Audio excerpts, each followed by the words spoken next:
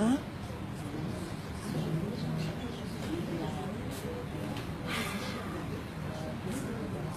Erev Tov. Erev Tov.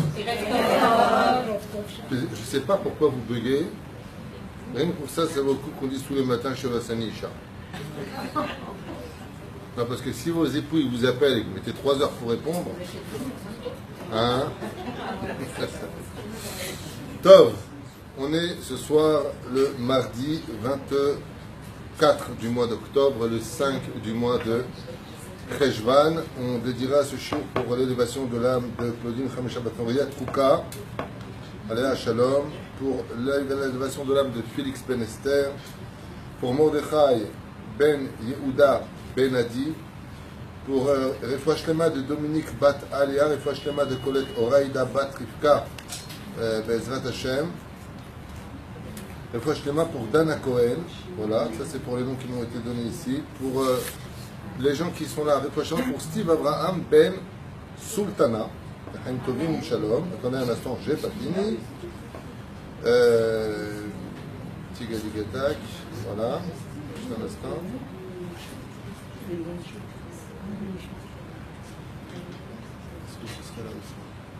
Une grande réfouach lema Bezrat Hashem pour Shlomo Ben Tamo. לחיים טובים ושלום, שיזכה לחיים ארוכים, טליה בת אפרת מרים, מורת ימי הקדושה וטהורה, יפה בת שמש, כל אחד ואחד מבני ישראל בכל אתר ואתר. Sans oublier bien entendu les jumeaux, Bnei Yehuda et Michael. Et Leilou Nishmat. Leilou Nishmat. Esther Bat Sultana. Nous sommes à City. La synagogue est pratiquement pleine. Baruch Hashem, Sheniske, l'Agdil Torah ou l'Adira. Amen. Je peux demander si les gens. Est-ce que vous m'entendez? Voilà, il y a une question. Comme j'ai un micro, ce que vous voyez là, ça ne fait pas partie du vêtement. C'est un micro spécial, Sgan Fine pour. Est-ce que vous entendez? S'il y en a un qui peut répondre, s'il entend bien. C'est tout ce que je veux savoir. Mais non, mais pas vous. Voilà pourquoi on dit chez Loa Saint-Michel le matin. Vous comprenez pourquoi on souffre? Je demande à des gens sur Facebook est-ce qu'ils entendent et vous dites en face de moi oui. Seigneur, pardonnez-leur. Le Fashema pour Nir, Bat, Rachel, Bezrat Hashem. כל עם ישראל, tous nos חיילים, חכמים, רב קניאצקי, בעזרת השם, רב תימן, כל עם ישראל. David Abou Hatzera. Zéou, il y en a un qui a répondu, est-ce qu'ils entendent? Tout le monde dit oui. Ah, il n'y a pas de désespoir. Un non, c'est toujours un, sur l'exception à la règle, le pauvre. Tunisien, hein? Ok. Ce soir, on va étudier un sujet très connu, Linda. Je ne suis pas trop au courant, mais j'ai commencé. On va étudier un sujet très connu qu'on a déjà vu ensemble qui s'appelle l'influence de la société. D'abord et avant tout, est-ce que l'influence, ça existe? Est-ce qu'en venant dans un endroit, cet endroit pourrait influencer sur moi, sur ma destinée, sur mon mazal? Oui, hein? Alors, oui, absolument. C'est bien. Mode manière de découvrir ensemble c'est quoi l'influence. On appelle ça en hébreu la hashpa'a. Ani mushpa, ça veut dire je suis influencé. Et jusqu'à quel degré cette influence peut-elle intervenir sur mon comportement? Ça veut dire que, tachles, est-ce qu'une personne normale, parfaitement équilibrée, amoureux de la vie, heureux, pourrait, chas v'chalila, se retrouver dans une situation à faire quelque chose, d'après vous, qu'il n'aurait jamais pensé faire, une bêtise presque irrémédiable? Je dis ce que je veux. Demande le rabbin. Et Shchena en plus avec le chapeau. Alors arrêtez. Bekitsour, je plaisante, bien sûr. Bekitsour, est-ce que ça pourrait faire à une personne agir ou faire des choses auxquelles il ne se serait pas du tout attendu, c'est pas lui? Est-ce que ça peut aller jusque-là d'après vous? Ça veut dire à la limite, c'est pas moi, c'est lui. C'est ça. Asbon Irebe Achad, c'est une longue étude. On est dans le livre, un chef-d'œuvre d'Abrot Eliyahu, je vous en ai souvent parlé dans mes références, et lui, il va nous parler un petit peu de ça de façon très approfondie. Alors d'abord et avant tout, il faut certes garder à l'esprit constamment les commandements de la Torah. Savoir vivre en société, dit Rabbi Nachman, c'est le ikar de toute la Yahadut. Le ikar, le principal d'être un juif accompli, c'est de vivre en société. Ne pas l'oublier. Deuxièmement, vivre la hardout, créer la hardout, donc vivre les uns avec les autres, comme dans une Beth Knesset. Tzadikim, Benonim, Verechaim. Il y a les trois. C'est-à-dire, il y a des gens qui sont tzadiks, il y a des gens qui sont moyens, il y a des gens qui sont rachats. Et puis à table de Pessah, on a le chacham, le rachat, le tam, et celui qui ne s'est pas posé de questions, et celui qui est simple. On va appeler ça comme ça. Ça se discute. Il y a aussi la mitzvah de Ve'afta lereacha kamocha. Il y a aussi le fait que je me dois d'accomplir la mitzvah de fréquenter le peuple pour y accomplir la mitzvah de Ve'afta lereacha kamocha. J'aimerais mon prochain comme moi-même. Et non pas dire proche du cœur, loin des yeux. C'est-à-dire, va loin, je t'aime. Vous savez? De qui plus est, si Bisiata d'Ishmaïa, je me retrouverais dans cette situation d'être capable d'aimer l'autre, ouais, pour le rapprocher vers la Torah, à plus forte raison, des plus fortes raisons, qu'on devrait accomplir le verset qui dit Bemakom she'en ish, tishtadal liot ish. Dans un endroit où il n'y a pas de Torah, dans un endroit où il n'y a pas de bonnes choses, c'est là-bas qu'il faut aller mettre de la lumière. Car le but de la lumière, c'est d'éclairer l'obscurité. Donc si là où c'est obscur, personne n'y va, l'obscurité n'aura pour lumière que son ignorance. Donc la lumière de celui qui sent bon apporte de l'atmosphère positive à celui qui sent mauvais. Donc oui, il faut savoir être un homme positif dans un monde négatif. Le négatif et le positif ensemble donnent de la lumière. Nachon, dans le but de les rapprocher d'Hachem, de qui plus est, en quoi moi je pourrais me situer en tant que juge dans une société dite médiocre. On n'est pas là pour juger, on est là pour aider. C'est pas fini. Les lois du Lashon Hara et du Motzi Shemra nous interdisent de critiquer. Ce qui fait que, on peut faire un cours sur ça pour lui-même, mais ce qui fait que quand on se trouve dans quelque part, tout à l'heure j'étais avec quelqu'un pour choisir un appartement, ou trouver un appartement pour quelqu'un d'autre, et la personne me dit du mal des Israéliens. Ouais, j'ai fait une mirpesset, ils ont appelé la Iria, les Israéliens sont jaloux. Je disais, l'onachon, c'est sheker, t'es tombé sur quelqu'un qui peut-être ça l'a dérangé. Aval, ce qu'il a dit, il ne se rend pas compte, c'est extrêmement grave. Rien que pour ça, la terre d'Israël peut le vomir. Ne dites pas du mal du peuple. Ouais, mais c'est des vérités. Le Lashon Hara, c'est des vérités. Chutz misé, c'est pas la vérité. Pose la question au voisin. T'es monté le voir, me poser la question pourquoi? Non. Alors tu ne peux pas savoir. Aval, quoi qu'il advienne, al tavo lishpot, ne viens pas juger. Et ne viens pas critiquer. Ce que je vous dis maintenant, ce sont des ordonnances de la Torah. Un des plus grands problèmes de notre génération 2017 de l'ère vulgaire, c'est la critique de l'autre. On se poste toujours en tant que juge. Quoi que l'on dise à l'autre, que ce soit pour Shabbat, que ce soit pour les habits, que ce soit pour tout ce qui existe, on a toujours l'impression d'être bon pour se permettre de dire à l'autre ce qui est mauvais chez lui. Alors que dans les buts absolus, il serait bon de voir d'abord ce qui est bon chez l'autre, de voir ce qui est mauvais chez nous, pour que notre exemple de bonne conduite soit un exemple pour l'autre.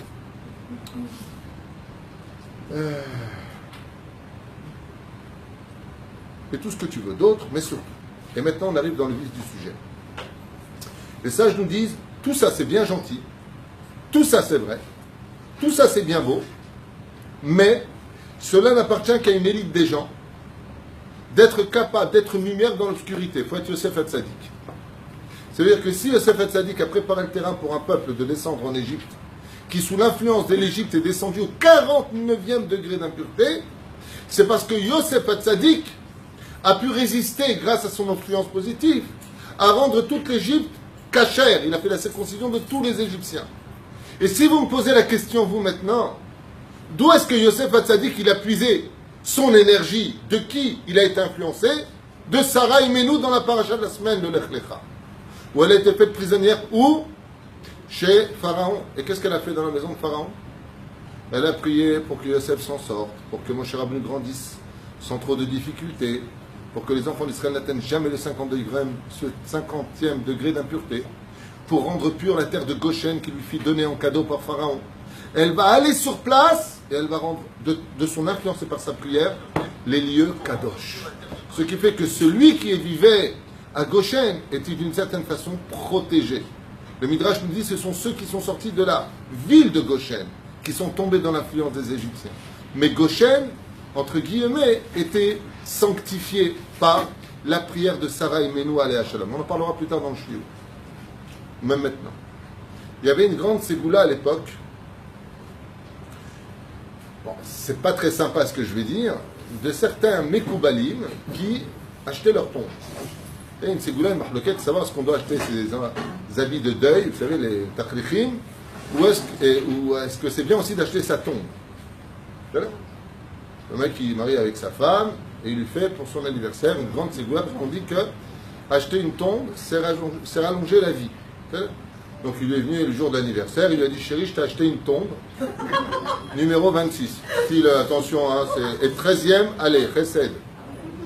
Bon, la femme, elle dit écoute, c'est un drôle de cadeau la vérité, mais prochaine fois, demande-moi chérie. Hein? Non, t'inquiète pas, ça rajoute de la vie. Voilà que l'année passe, et le mari, pas de cadeau. Alors, la femme vient le voir, elle dit dis-moi, je comprends pas, t'as oublié mon anniversaire, du coup, je te fais des cadeaux, tu les utilises pas, on peut pas. C'est dégueulasse. Alors, tout ça c'est bien bon, tout ça c'est bien outil. Qu'est-ce que faisaient ces Mekoubalim? Écoutez bien, ils achetaient leur tombeau et ils venaient prier une fois par mois, toute leur vie durant, veille de Rosh Chodesh, sur leur tombe. Plus que ça, j'ai lu, je vous dis franchement, il y en a qui rentraient dans la tombe et ils lisaient là-bas toutes les Mishnayot. On a posé la question à des Mekoubal. On a posé la question à des Mekoubal qui faisaient ça. Et on lui a dit, comment se fait-il que vous venez ici dans cette tombe, ouais, pour lire à l'intérieur d'un trou dans le cimetière des Mishnayot? La matin, c'est. Il a dit, parce que le jour de ma mort, je ne suis pas sûr que mes enfants vont s'occuper de moi, vont faire des Mishnayot. Alors je suis en train d'embaumer ma dernière demeure, entre guillemets, de ma Torah à moi. Comme ce grand sage qui avait l'habitude d'étudier toute sa vie sur sa tablette, et à l'âge de 101 ans, quand il est décédé, la seule chose qu'il a demandé, il a dit « Arrachez ma tablette de mon standard et mettez-le sous ma tête, pour que son influence de l'étude me protège dans la tombe. » Ad kedekar. Mashma mikan, que l'influence existe sur tout ce qu'on va approcher. Et pour pouvoir lutter contre l'influence, il faut être un gibor, il faut être Sarah Menou, il faut être Yosef Tzadik, il faut être un chaliach du rabbi. Et pourquoi il faut être un chaliach du rabbi? Parce que le rabbi n'envoyait pas n'importe qui, n'importe où. Quand il disait, toi, tu peux aller à Shanghai, ou tu peux aller au Vietnam, là, je sais pas où, là, à Manille, créer un lieu de Torah, ben, d'être dans un monde où la prostitution et la débauche font partie de la culture du pays, il faut être vachement balèze quand tu es un homme, en plus avec de la Torah, donc beaucoup plus de Yetzer Hara, d'ouvrir quelque chose là-bas, alors que juste à côté, ça fait « Alors, t'as de beaux yeux, tu sais, et toi, t'es là, t'as mis tes filines ?» Il faut être vachement balèze. Donc, il fallait les yeux du rabbi pour savoir qui était capable d'aller dans tel et tel lieu sans subir l'influence de celui qui y allait. Je vous donne le secret du rabbi. Le rabbi, quand il envoyait quelqu'un, il priait constamment pour qu'aucune takala, aucun défaut ne sorte de ses shlichim. C'est-à-dire que le rabbi priait de toute son âme dans son cheder, dans son bureau. Quand il envoyait quelqu'un en Inde, quelqu'un à Paris, peu importe où il allait, chez l'eau, Yipol, Chazve Shalom, l'influence du rabbi protégeait ses shlichim. Et ça, on voit que cette influence réussit jusqu'à aujourd'hui.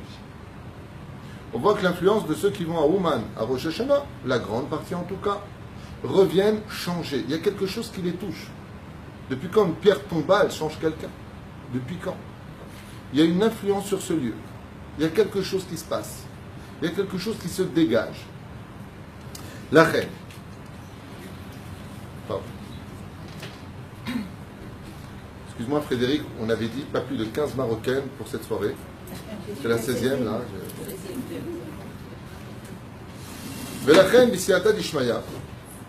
C'est sûr et certain que nous avons le devoir de garder en tête que nous devons vivre en société, de vivre dans l'art doux, de tous s'aimer, de se rapprocher d'Hachem, de ne pas juger, de ne pas critiquer. Tout ce que tu veux, à une condition, c'est que tu ne tombes pas toi pour autant. Ça veut dire que tu n'as pas la mitzvah de descendre de ton niveau, de perdre des mitzvot, ou de tomber toi-même sous prétexte que tu vas chercher des autres. Maintenant, la paracha de Lech Lecha nous dit comme ça. V'Hashem amar le Avram, acharei pared lod mi amo. Alors, dans la paracha de Lech Lecha de cette semaine, Avraham Avinu alav shalom a été d'une très grande influence. Abraham n'est pas quelqu'un qui se laisse influencer. On a beau le menacer de le jeter dans une fournaise ardente, Dieu est un, je suis avec lui, toi tais-toi. Il n'y a pas. Seulement ce qui se passe, c'est que Lot, neveu d'Abraham, fait tout pour amener tout le monde sous les ailes de la Shekhina. Si vous observez bien dans la paracha de Lech Lecha, tant que Abraham est avec Lot, Dieu ne lui parle pas. Hachem ne parle pas avec Abraham. Et voilà ce que nous rapporte ici les Chachamim au nom de Rabbi Nehemia. Ka'as HaKadosh Baruch Hu Meod. Le créateur du monde s'est mis dans une grande colère.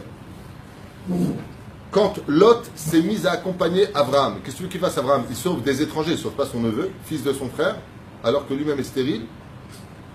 Amar HaKadosh Baruch Hu. Dieu répondra à Abraham. Ani amartilo lezar acha natati et haaretz azot. Pourquoi est-ce que tu le prends avec toi, lui? C'est ma famille, c'est mon neveu, c'est le fils de mon frère, il est gentil. Bon, c'est vrai qu'on se ressemble comme deux gouttes d'eau. Mais Hachem, moi je ne suis pas influençable. Ok? Donc si je fais faire tchouva à tous ces goïms qui sont derrière moi, Vayahu Avraham Imkol Nefesh, Asher Asa Becharan, il est venu avec plein de convertis, Abraham. Il dit, mon propre sang, le frère de Sarah, ma femme, je ne le prends pas. C'est mon neveu et mon beau-frère. Je ne le prends pas. Ça veut dire que déjà que j'ai laissé mon père crever là-bas, comme le rappelle Rashi, en Mésopotamie, je m'en vais, je le laisse et il meurt sur la route. Dieu l'a fait mourir pour pas qu'Abraham ait de remords. Si bon, maintenant qu'il est mort, tu peux partir. Mais en plus de cela, le seul parent qui me reste,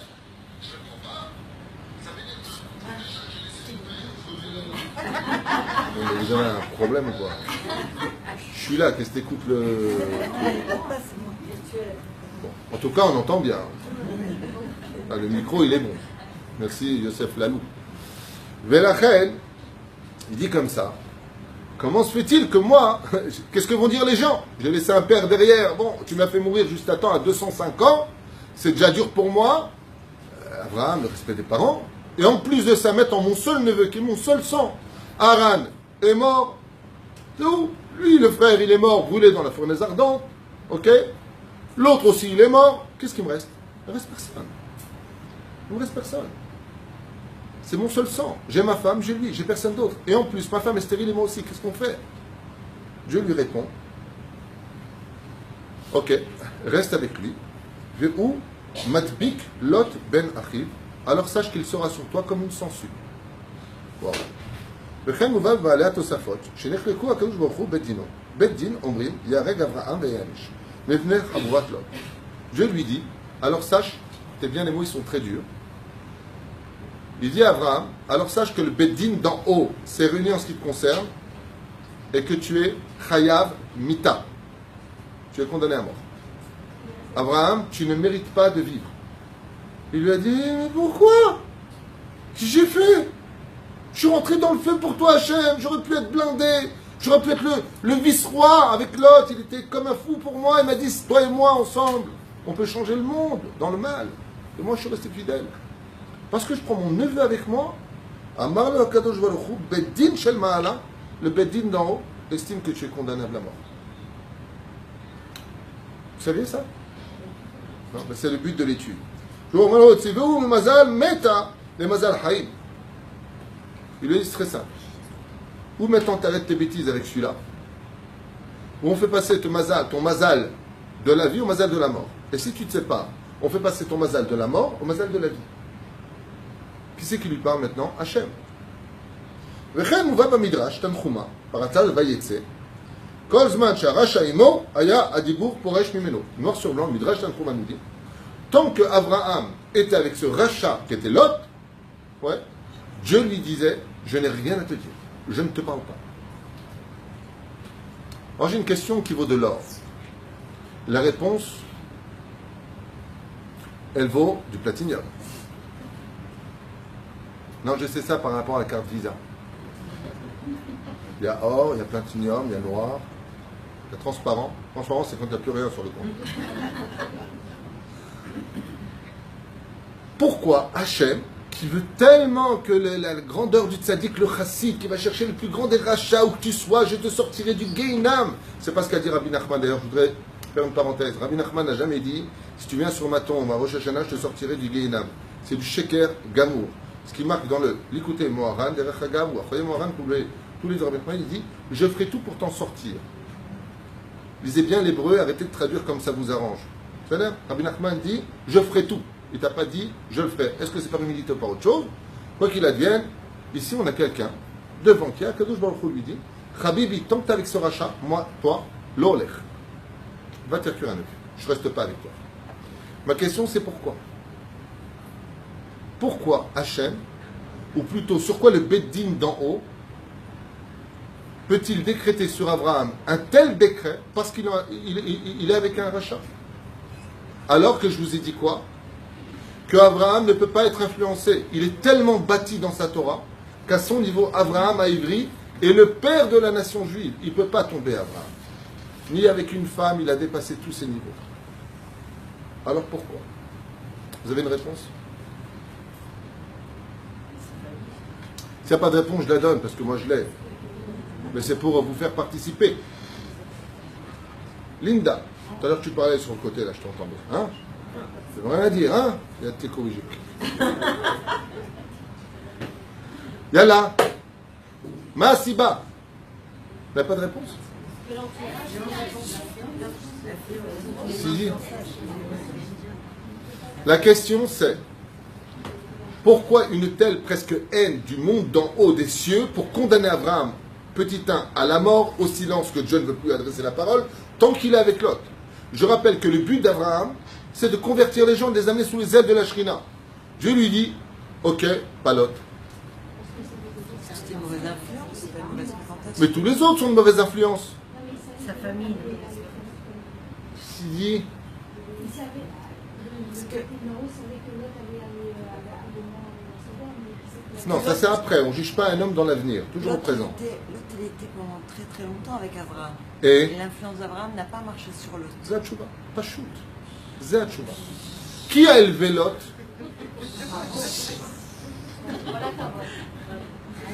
Ouais, faut être sur ma femme qui répond. C'est normal, c'est une cours d'histoire. Qui a élevé Abraham Avinu? Qui a élevé Sechalot? C'est Abraham. Quelqu'un qui a grandi sur les genoux de quelqu'un d'autre. Abraham Avinu, en 1 heure de temps, il pouvait te faire passer une personne au Ved Avodazara qualifiée 100% pourri à 100% kadosh et juif. Abraham Avinu était d'un tel degré que la Gemara nous dit que les shfachot, les goyotes qui travaillaient chez Abraham Avinu voyaient les anges de leurs propres yeux. Ça veut dire quand elle voyait un ange ou un démon, quand elle voyait un démon, elle n'avait pas peur. Pourquoi? Elle disait, je travaille pour Abraham, il ne peut rien m'arriver. Quand elle voyait un ange, elle lui demandait son nom, comment tu t'appelles? Il dit Uriel, Raphaël. At kedekach haya kadosh Abraham. Lot, la Torah dans cette paracha de Lech Lecha nous dit, bon Abraham, de toute façon tu vas crever. Dieu t'a donné cette terre. Alors pourquoi nos animaux ne viendraient-ils pas brouter le terrain de ce qui nous appartient sur cette terre? Et la Torah dit non, mais attention, le Chiti, le Cananéen était déjà sur la terre d'Israël. C'est-à-dire, elle est encore occupée, c'est pas le moment. Lot, non seulement il est rachat, mais il est confirmé rachat. À partir du moment où tu sais que tu ne peux pas changer une personne, qu'il n'y a plus rien à faire, c'est Dieu qui se met en colère contre toi si tu restes avec lui. Éloigne-toi. Pourquoi? Vous allez le comprendre dans le texte. Zot a été adjoint. À partir du moment où tu sais que cette personne-là, l'otishtane, il n'y a aucun espoir pour qu'elle change. Et je peux vous affirmer une chose, si Abraham ne l'a pas changé Lot, c'est que personne ne peut le changer. Et vous savez pourquoi? Je fais une parenthèse, je m'excuse, il faut que je me la ramène, on a 4 pages à faire, mais il faut que je me la ramène. Parce qu'au niveau psychologique, il faut quand même expliquer ça. Pourquoi Lot, il ne peut pas changer? Ben, c'est très simple. Si Chas V'Shalom, une personne n'arrive pas à changer dans sa vie, c'est qu'il fait un bug psychologique. Il fait semblant. Et les sages nous ont dit que Lot, il faisait tout semblant d'être comme Abraham Avinu. Et quand tu fais semblant d'être l'autre, tu n'es donc jamais toi-même. Donc toi, tu ne peux pas changer, puisque tu joues le rôle de l'autre. Vous avez compris ce qui se passe? Et c'est ce que dit Rashi. Rashi nous dit en 2 mots, ce grand psychologue extraordinaire qui était Rashi, Rabbi Shlomo Yitzhaki, il lui dit, vous vous ressemblez tellement, ils vont dire que c'est Abraham qui vole. Ça veut dire que toi, Abraham, tu te croyais protégé de l'influence, tu te trompes, parce qu'il joue à toi. Quand vous avez un religieux qui joue au religieux, il n'a aucune chance de changer, puisqu'il joue le rôle d'une personne qui est différente. Seuls les gens qui sont eux-mêmes peuvent commencer à changer, parce qu'ils sont dans leurs propres chaussures. Ce que je vous dis, ne le prenez pas à la légère. Psychologiquement, c'est tout le problème. Les gens qui n'arrivent pas à prendre le pervers narcissique, je ne vais pas revenir dessus. Un pervers narcissique, c'est celui qui prend tous les rôles de ce qu'il regarde toute la journée à jouer, sans jamais jouer son propre rôle, c'est-à-dire lui-même. Donc il ne pourra jamais changer. Dogma. Ce que je vous dis, ce n'est pas moi, c'est de tous les psychiatres et psychologues. Pourquoi un pervers narcissique ne peut pas changer? Parce qu'il est constamment dans les chaussures de tel et tel rôle, tel et tel personnage, tel et tel individu. Donc lui, il ne peut pas changer. Pourquoi? Parce qu'il ne s'est jamais donné rendez-vous à sa propre conscience. Il n'en a pas. Il ne veut pas la rencontrer. Il n'a jamais tort. Ça, c'est Lot. Lot est le premier pervers narcissique qu'on rencontre dans la Torah. Il est tout sauf lui. Il n'y a pas de l'autre. C'est peut-être un jeu de mots pour le français. Lot.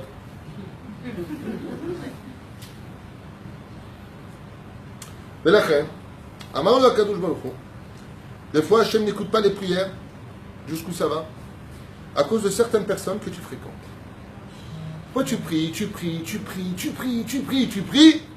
et tu dis, mais ça ne sert à rien la prière. Je prie, il n'y a rien qui sort. Tout comme Akadosh Baruch Hu n'a pas entendu les plaintes d'Abraham et ne lui a pas parlé, de la même façon, des fois, à cause d'une de tes fréquentations, Hachem ne veut pas t'écouter. Attention, tout ce qu'on vient de dire ne concerne que celui qui ne changera jamais. Celui qui ne changera jamais. Mais si tu sais que, par exemple, tu vas inviter un rachat à ta table, ok? Et que ce rachat-là, avec des histoires, avec de la patience, avec un peu d'amour, avec un peu... Tu peux le changer, ça n'a rien à voir avec le sujet de ce soir. On parle de celui chez Loïchtane. Par exemple, vous voulez encore une faille sur ceux qui ne veulent pas changer? Un des plus gros bugs de l'esprit de ceux qui ne peuvent pas changer, les moqueurs. Les gens qui se moquent constamment des autres ne peuvent pas changer. Parce que toute leur facette, c'est de la grimace. Donc, quel est leur vrai visage? Tu ne le sauras pas. C'est des moqueurs. Les charrieurs. De toute façon, eux, les religieux, tu ne vois pas. Relou à 2 francs. Ils ne peuvent pas changer ces gens-là. Parce que leur médiocrité intérieure est tellement grande qu'ils ont peur de se rencontrer. Donc, ils vont se cacher toute leur vie derrière un masque. Pareil. C'est vrai. Mais la reine, des fois, malheureusement, la personne prie, elle prie, elle prie, elle prie. Omer Lecha, va voir qui tu fréquentes. Parce que tant que tu le fréquentes, lui, c'est dangereux ce que je dis. Parce que le mec dit, attends, oh là là, déjà la belle-mère, et puis le PJ. C'est un grand ménage qui va se faire. C'est un grand ménage qui va se faire. Mais c'est exactement le but de l'étude. L'étude n'est pas simple, je vous dis la vérité. Le Rav ici, Eliaou Pinchassi, dit, apporte des réflexions à tout ce qu'il dit, mais c'est très dur, hein, sachez-le, c'est pas une étude facile, surtout dans cette génération. Par exemple, si je devais être cruel dans les mots, allez, vous avez un enfant religieux, il fréquente son copain qui a un iPhone, vous avez perdu votre gosse. C'est horrible. Pourquoi? Parce que tous les gosses ont des iPhones. Aval tidou lachem. Dans les écoles charidites, dites orthodoxes, quand ils savent qu'un enfant va jouer au foot avec un autre enfant ou jouer ailleurs avec un téléphone non cachère. Moi, je parle avec un mécaner il y a longtemps, il m'a dit il y a 90% de chances que cet enfant il tombe. Mastique. Il tombe, il tombe.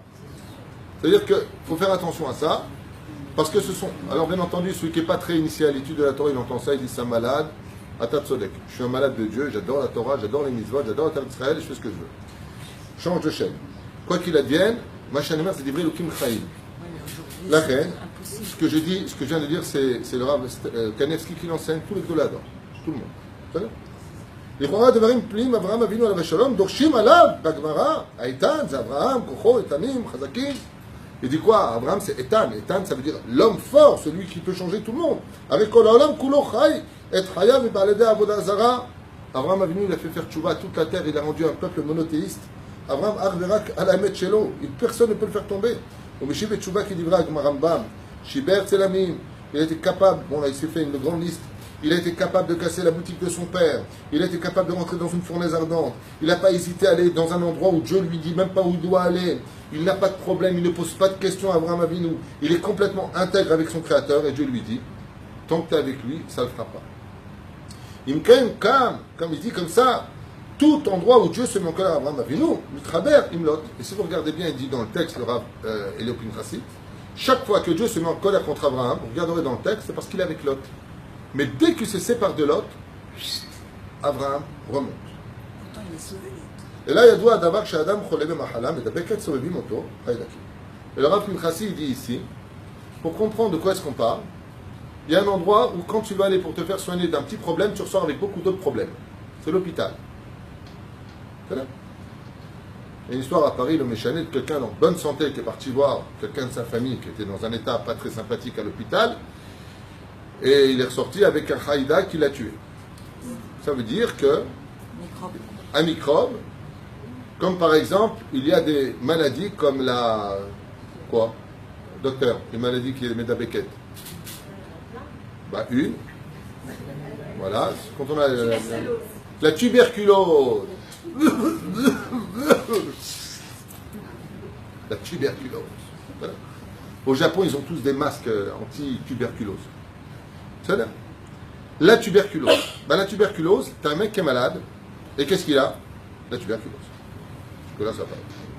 Le problème, c'est que dans l'air, docteur, vous me dites si je me gourre, il va lâcher des poustillons, des microbes tout petits. Et il dit ici, et cette mahala, si elle est tout simplement respirée par la narine de quelqu'un ou dans la bouche, nigmar, il a cette maladie.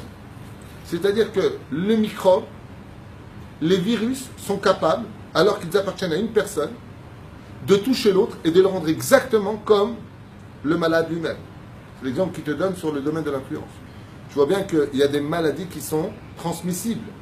Il dit bien, sache que la HPA est transmissible. Pour le meilleur comme pour le pire. Zainian, que le corps lui-même a été fait de telle façon à ce que, lo alenu velo alechem, comme il dit ici, si tu viens maintenant pour boire un verre d'eau et qu'une personne te dit, tu sais, je suis pas sûr, mais je crois que quelqu'un a mis du poison dedans, mais je suis pas sûr du tout que c'est du poison, tu bois le verre d'eau? Pourquoi tu bois pas le verre d'eau? Bah, je vais pas prendre de risque, attends, on sait jamais. Ouais. Il dit, c'est exactement pareil. C'est pour ça que la Torah nous a mis en garde. Chabdeu vehajdeu.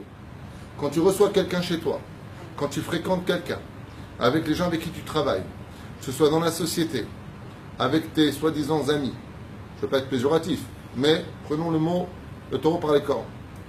Chabdeu, respecte tout le monde. Hajdeu, prends tes distances avec tout le monde. Comment savoir? Hein? Comment savoir? Le temps donne toujours des réponses. On a besoin d'apprendre dans la vie pour savoir où est-ce qu'on met les pieds. Par exemple, tu es dans une chavoura de gens qui passent leur temps, tu veux des simanim dès maintenant, je te donne. Dès que tu as des gens qui sont constamment en train de se plaindre, leur vie c'est se plaindre. Se plaindre, se plaindre, se plaindre, se plaindre, se plaindre. Leur mari c'est Hitler, la belle-mère c'est la sorcière de, comment ça s'appelle, Merlin l'Enchanteur, ses enfants, alors je te raconte pas, c'est Horace et Jasper, sa voiture c'est la voiture de Cruella, son travail, alors je te raconte même pas, non, c'est le mec il est noir, tu vois ce que je veux dire? Éloigne-toi, ça s'appelle une poisse. Il y a des gens, tu les fréquentes, ça non. Toute leur vie elle est noire. Alors que quand tu connais bien leur vie, comme toi et moi on a une discussion hier, je t'ai parlé de telle et telle personne espérant que ça aille mieux pour lui, tu m'as dit non. Il y a une période, c'était ah je savais pas, je suis content de l'entendre. Parce que tu as l'impression que le mec il était creux quoi. Oui, non, c'est pas, non, aval, encore une fois, faire très attention de fréquenter des gens qui voient positif, parce que leur négativité, et je peux te le dire dans mes rendez-vous. Je peux te promettre, tu vois des gens qui n'arrêtent pas de... Remets. Tu ressors, t'as une remets. Tu les vois, t'as une remets. Comment ça va? Wally, il vient. Qu'est-ce qu'il y a? Il va me mettre la remets, le soleil il va s'éteindre. Ça c'est vrai, mais tu as des gens qui sont de mauvaises influences, qui ont la joie de vivre, qui rigolent, qui t'amènent, avec qui tu sors, avec qui machin. Mais c'est pareil, Alors, dans le meilleur comme pour le pire. comment les détecter? Par exemple, on peut tous admettre qu'on a tous dans notre société des gens, quand on les voit, on est content de les voir. Ils apportent une joie de vivre, d'accord? Et puis tu en as d'autres, tu sais que quand tu vas les rencontrer, par exemple, tout de suite, tu sais qu'ils vont te demander quelque chose. Par exemple, vous avez remarqué ça? Allô? Shalom, comment ça va être ça? Alors? Tu dis alors, juste comme tu es pressé, pourquoi tu m'appelles? D'accord? Alors, tu sais, pour ta maison à Elat, tu penses que tu seras au mois d'août là-bas, toi? Tu sais, pour le... Et d'un coup, tu dis, ah non, non, rien, je veux juste savoir de tes nouvelles. Je pensais à toi, savoir si tu avais besoin de rien. Allô? Parce que vous êtes normal de l'autre côté, vous n'êtes pas normal. Vous me proposez de me demander comment je vais pour moi. C'est rare. C'est rare. Pas, comme l'autre il a dit, appelle-moi si tu as besoin de rien. Mais pour en revenir à ce qu'on disait, il y a des gens qui, de par leur conduite, azov l'influence de qui que quoi dans lequel. Leur présence, Rabbi Moshe Lerim m'en avait beaucoup parlé. Et j'ai peur de vous parler de ça parce que les gens vont tout de suite. Ah ouais. Une fois, Rabbi Moshe Zatzal était assis, donc on était assis ensemble dans une soirée. Et une femme vient et s'approche avec son mari. Rabbi Moshe se lève directement, sort de la salle et me demande de raccompagner tout de suite chez lui. Je suis, mais Kvodaram, on vient d'arriver. Je viens d'avoir mon permis. Vous me demandez de conduire la nuit. Moi, je voulais rester en réalité. Moi. Et il me dit tout de suite. On est arrivé en bas de chez lui. Et je lui dis, voilà, je veux apprendre de vous. Pourquoi vous êtes levés dès qu'ils sont arrivés? Il m'a dit à des gens, alors allez levez-le alechem, que de rester juste à côté d'eux, ils peuvent te détruire tout ce que tu as. Yeshlen aïn lotova. Ce sont ces mots à lui. Alors bien entendu, prenez pas ça maintenant pour compte. Ah, tu vois ta cousine, tu vois son œil. Chaque fois qu'elle vient, il y a un vase qui se pète. Le verre il tombe. Le petit il est tombé sur le genou. C'est ton œil de ta cousine. Non, on n'est pas dans des délires comme ça. Mais il y a des gens qui, béhémet, vont dégager d'eux, la Gemara en parle des Rechaga, Yeshem Ashpara, même dans les organisations, des fois, tu vas organiser un voyage, on te dit telle et telle personne, tu dis non. Par exemple, parlons clair, parlons peu et parlons bien, il y a des gens qui viennent, ils adorent se battre, ils adorent faire des histoires. Et tu le vois, quand tu organises des trucs, ah non, tu lui dis pas qu'on voyage, non, pas dans le groupe. Pourquoi? C'est genre histoire. Ils adorent se prendre la tête, ils te pourrissent l'ambiance. Ou la rabbinite va dire, alors, Rabbi Chayta Iblomet a dit, non, il n'a pas dit. Même s'il n'a pas dit, de quoi tu parles, toi? De quoi tu te mêles? Non. Il y a des gens, ils veulent vivre pour eux, ils vont se servir d'eux. Tu n'as pas envie d'être avec eux. Tu as des gens le Shabbat, ils viennent que pour se battre. Moi, j'ai connu à une époque, à Paris, des gens qui venaient nous voir le Shabbat, c'était que pour mettre la pagaille. Ils venaient pour se disputer. Et le pire, c'est qu'ils le disaient. Bon, il est là, celui-là. Parce que ça va chauffer, là. Tu viens d'arriver, tu vas chauffer. Oui, parce qu'un jour, je suis venu, tu ne m'as pas dit bonjour. Calme-toi, prends un joint, je sais pas, cool. Allez, on מקבל את דעותיו של אברהם אבינו. ולכן ידיע הקדוש ברוך הוא כעס על אברהם אבינו וסילק שכינתו ממנו, בהיותו שייך לדבר עם אברהם, לדבר עם אברהם כל זמן שהרשע בסביבו ונגבט בו. On a un clal, il dit le Rav. Si tu fréquentes des Réchaïm, dont tu es certain que tu ne peux pas changer, c'est le créateur du monde qui, lui, par contre, s'éloigne automatiquement de toi. Al titraber la racha. Ce que je vous dis, derrière Hagav, c'est marqué dans ma Sechet Avot. Al titraber la racha. Tu n'as pas le droit d'être ami avec un racha. Al titraber. Qu'est-ce qu'on appelle rachat? Alors, qu'est-ce qu'on appelle racha? Dans le cours d'aujourd'hui, ce qu'on appelle racha, c'est celui qui est mauvais mais qui ne veut pas changer. C'est celui qui, dans le cours d'aujourd'hui, parce que sinon, c'est quoi un rachat? Le mec qui n'est pas chez Shabbat, le mec qui fait ici. Non. Le rachat, dans notre cours d'aujourd'hui sur l'influence, c'est celui qui ne veut pas changer. Il n'est pas prêt à faire teshuva. Ça veut dire revenir en arrière. Il ne veut pas. Il sait que c'est le émet, ou il ne veut pas. Ou alors, il n'est pas changeable. Et comment on peut savoir qu'il ne veut pas faire teshuva? Comment on peut savoir qu'il ne veut pas faire teshuva? C'est très simple. Beaucoup de gens... pourront vous en parler parce qu'ils ont vécu l'expérience. Il y a eu comme ça à Jérusalem, Tiebanem et Tikonen, en 1989, une famille qui vivait paisiblement, tranquillement, religieusement, dans leur appartement à Kiryat Moshe. Et voici qu'un cousin des États-Unis, très branché Sgan Fine, vient pour passer des vacances en Israël chez eux, donc chez tonton. La mère lui a dit, tu sais mon fils, tu es religieux, je ne sais pas si c'est bien qu'il vienne chez toi. Non, qu'il vienne. Non, mais attends, mon fils il va tous les soirs en boîte. Mon fils il regarde des choses qu'il ne faut pas regarder. Mon fils il est avec des gonzesses, il n'est pas avec des juifs, t'es sûr? Envoie-le. La douche d'Israël, moi, t'inquiète pas, je vais le prendre en main, il serait temps d'eux. Et la sœur lui dit, bon, alors fais quand même attention à tes enfants parce qu'il n'est pas simple. 2 semaines. Ce monsieur m'a appelé pour m'occuper de son fils, qui était Bachour Yeshiva, des clous dans la bouche, des clous dans les oreilles, plus de kippa, plus de Shabbat, plus de kashrut. En 2 semaines, il lui a montré tout ce qu'il regardait sur Internet, il lui a pourri sa vie. Il a pourri la vie de toute la famille. Dans ce cas-là, il y a une mitzvah de dire à cette personne, prends ton billet d'avion, retourne chez ta mère. Ça veut dire qu'encore une fois, on a dit tout à l'heure, il faut vivre en société, il ne faut pas se juger, mais à la condition où ce que toi tu fais, et ce que je vais dire va être encore plus dur dans l'éducation, même vis-à-vis des beaux-parents et des parents. Tes propres parents ne sont pas religieux. Ils sont hostiles à la Torah. Ils ne veulent pas de... Tu dis avec tes enfants, les enfants ils mangent cachère, les emmenez pas là-bas, on est là. D'accord? Tes propres parents, qu'est-ce qu'ils font? Ils te l'emmènent d'Afka là où c'est pas cachère. Tu as la mitzvah de ne pas leur donner leurs enfants.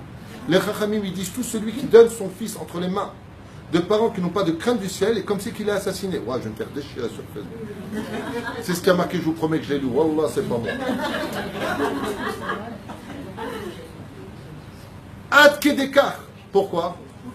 Parce que tu viens de mettre l'avenir de tes enfants en danger. Alors bien entendu, c'est plus, on va plus, qu'il n'y ait pas de notion après secours en disant, mais attends, n'importe quoi. Alors maintenant, plus personne ne se fréquente. Alors chacun va vivre chez lui. C'est pas ça du tout le truc. Parce que grâce à Dieu, quand vous voyez ce qui se passe en Israël et dans le monde, tout le monde fait tchouva. Baruch Hashem, il y a une énorme teshuva. Donc très peu de gens sont concernés par ce qu'on dit aujourd'hui. Mais c'est juste à retenir sur le symbole de la vivre en société dans l'influence. Mais la reine Omer Kacha, je finis avec ça, Sikou, Kol Hot Tzadik Yachol Ashpia ala Saviva, ce que tu as dit. Tant que le Tzadik qui dit ici, il peut influencer dans la société, mitzvah pour lui de rester, mitzvah pour lui d'aider les autres, mitzvah pour lui de tout faire pour les relever et les amener sous les ailes de la Shrina. Mais, si après maintes et maintes reprises, cette société n'est pas valable, tu as le devoir de te séparer. Qui, juste avant cet événement de l'Ech Lecha, nous a appris cette grande leçon de morale qu'Abraham ne reçoit pas? Le déluge. Pourquoi il lui dit à Noé, fais-toi une arche, je vais détruire le monde? Parce que le seul qui était influençable, c'était qui? Sur la terre entière. Noé.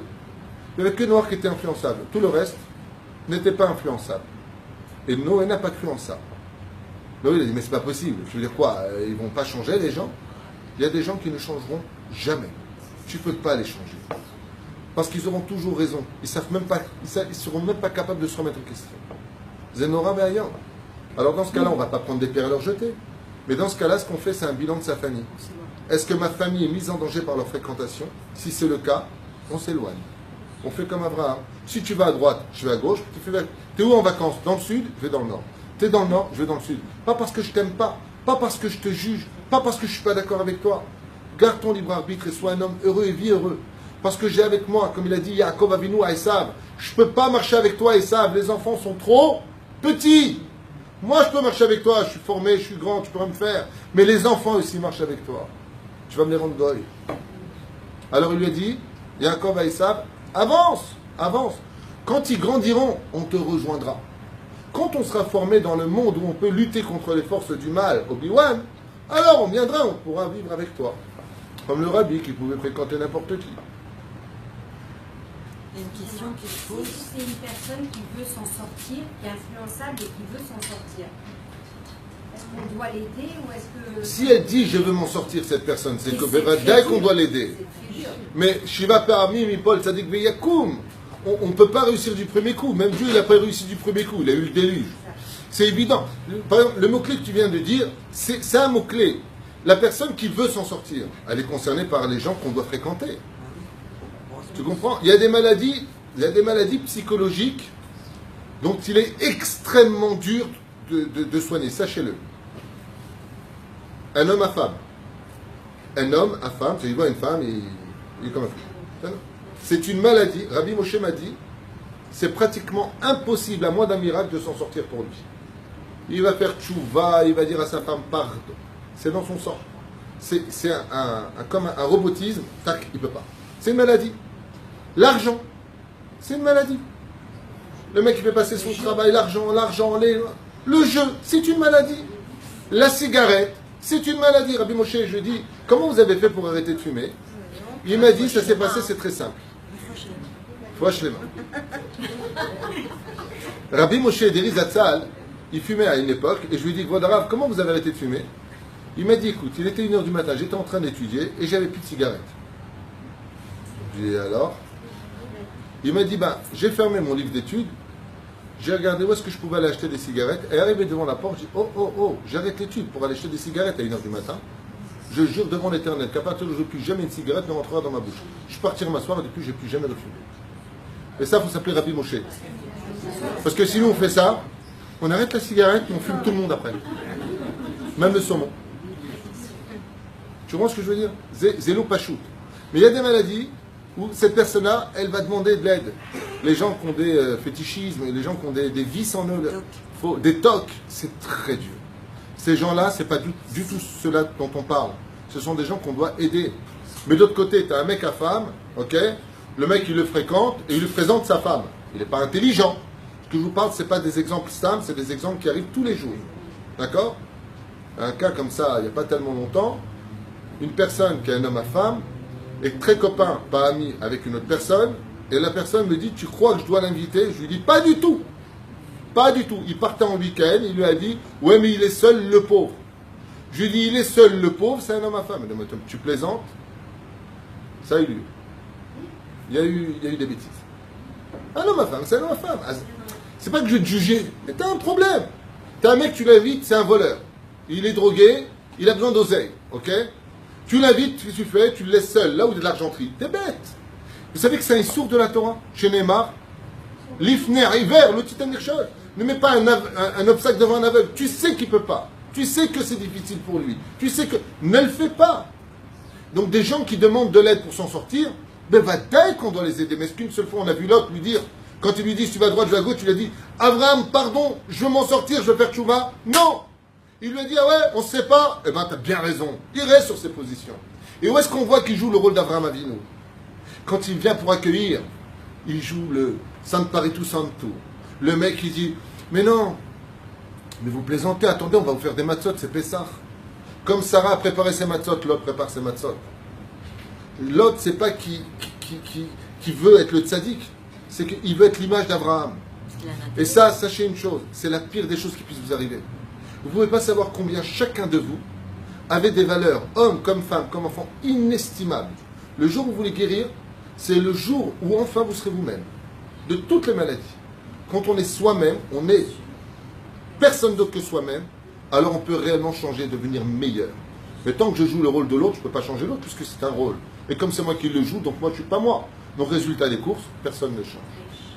Il y a Albert Manon qui demande, alors le pervers narcissique, il a un libre arbitre? Le pervers narcissique a décidé d'un seul libre arbitre, si je peux me permettre. Le pervers narcissique ne décide que d'une seule chose, c'est de ne jamais se rencontrer. Il n'y a que la mort qui le fera se rencontrer lui-même. Et là, pour lui, ce sera très dur. Le pervers narcissique est empreint d'une anomalie psychologique, c'est qu'il n'est pas capable d'accepter de se rencontrer. Parce que le jour où il le fera, il se haïra tellement qu'il ne pourra pas rester une seule seconde face à lui. Donc, obligatoirement, tu n'auras jamais raison, tu ne seras jamais bien, tu seras toute ta vie la coupable de ses ignorances et de ses défaillances. Il va tout, en fin de compte, c'est le miroir de tout ce qu'il est, il va le remettre sur toi pour ne pas se rencontrer lui. Et comme toi, tu es bien, il va rencontrer tout ce que tu es chez lui. Ça veut dire quand il va parler de lui, il va parler de toi, et quand il va parler de toi, il va parler de lui. Ça, c'est le pervers narcissique. Il n'a pas de libre arbitre. Je viens de répondre à cette question. Le seul libre arbitre que possède le pervers narcissique, c'est le refus de se rencontrer. Tu l'emmènes chez un psychiatre, il va refuser avant d'y aller. C'est un mec, ce sont des gens qui se blindent, mais extraordinaires, comme de la cocaïne en eux, de ne jamais bouger de là où ils sont. Jamais. C'est Aleva et qu'on puisse étudier la Torah comme un pervers narcissique est capable de rester pervers narcissique. On serait les meilleurs. Ce sont de grands manipulateurs de l'esprit, du dialogue, du comportement. Ils savent mettre la zizanie comme personne. Et comme le disent tous les psychiatres, des gens à fuir. C'est pas moi qui le dis, ce sont tous les psychiatres. Mais ça, il faut aller voir un chacham pour chaque cas son truc. Vous voulez pas qu'on étudie le texte là? On ne fait pas un cours sur le pervers narcissique là? C'est une question. On a parlé. Donc, je répète, le pervers narcissique, Bevadaï, qu'il a un libre arbitre, mais en tout cas en ce qui me concerne, pour moi, les pervers narcissiques font partie d'une armée que le Satan a besoin sur Terre. Il faut bien qu'il ait des gens à son service. Et pour moi, ce sont l'armée d'élite du Satan. Parce que, punaise, quand tu tombes sur un pervers narcissique, on peut dire que tu as connu le Gehinam sur Terre. Bien.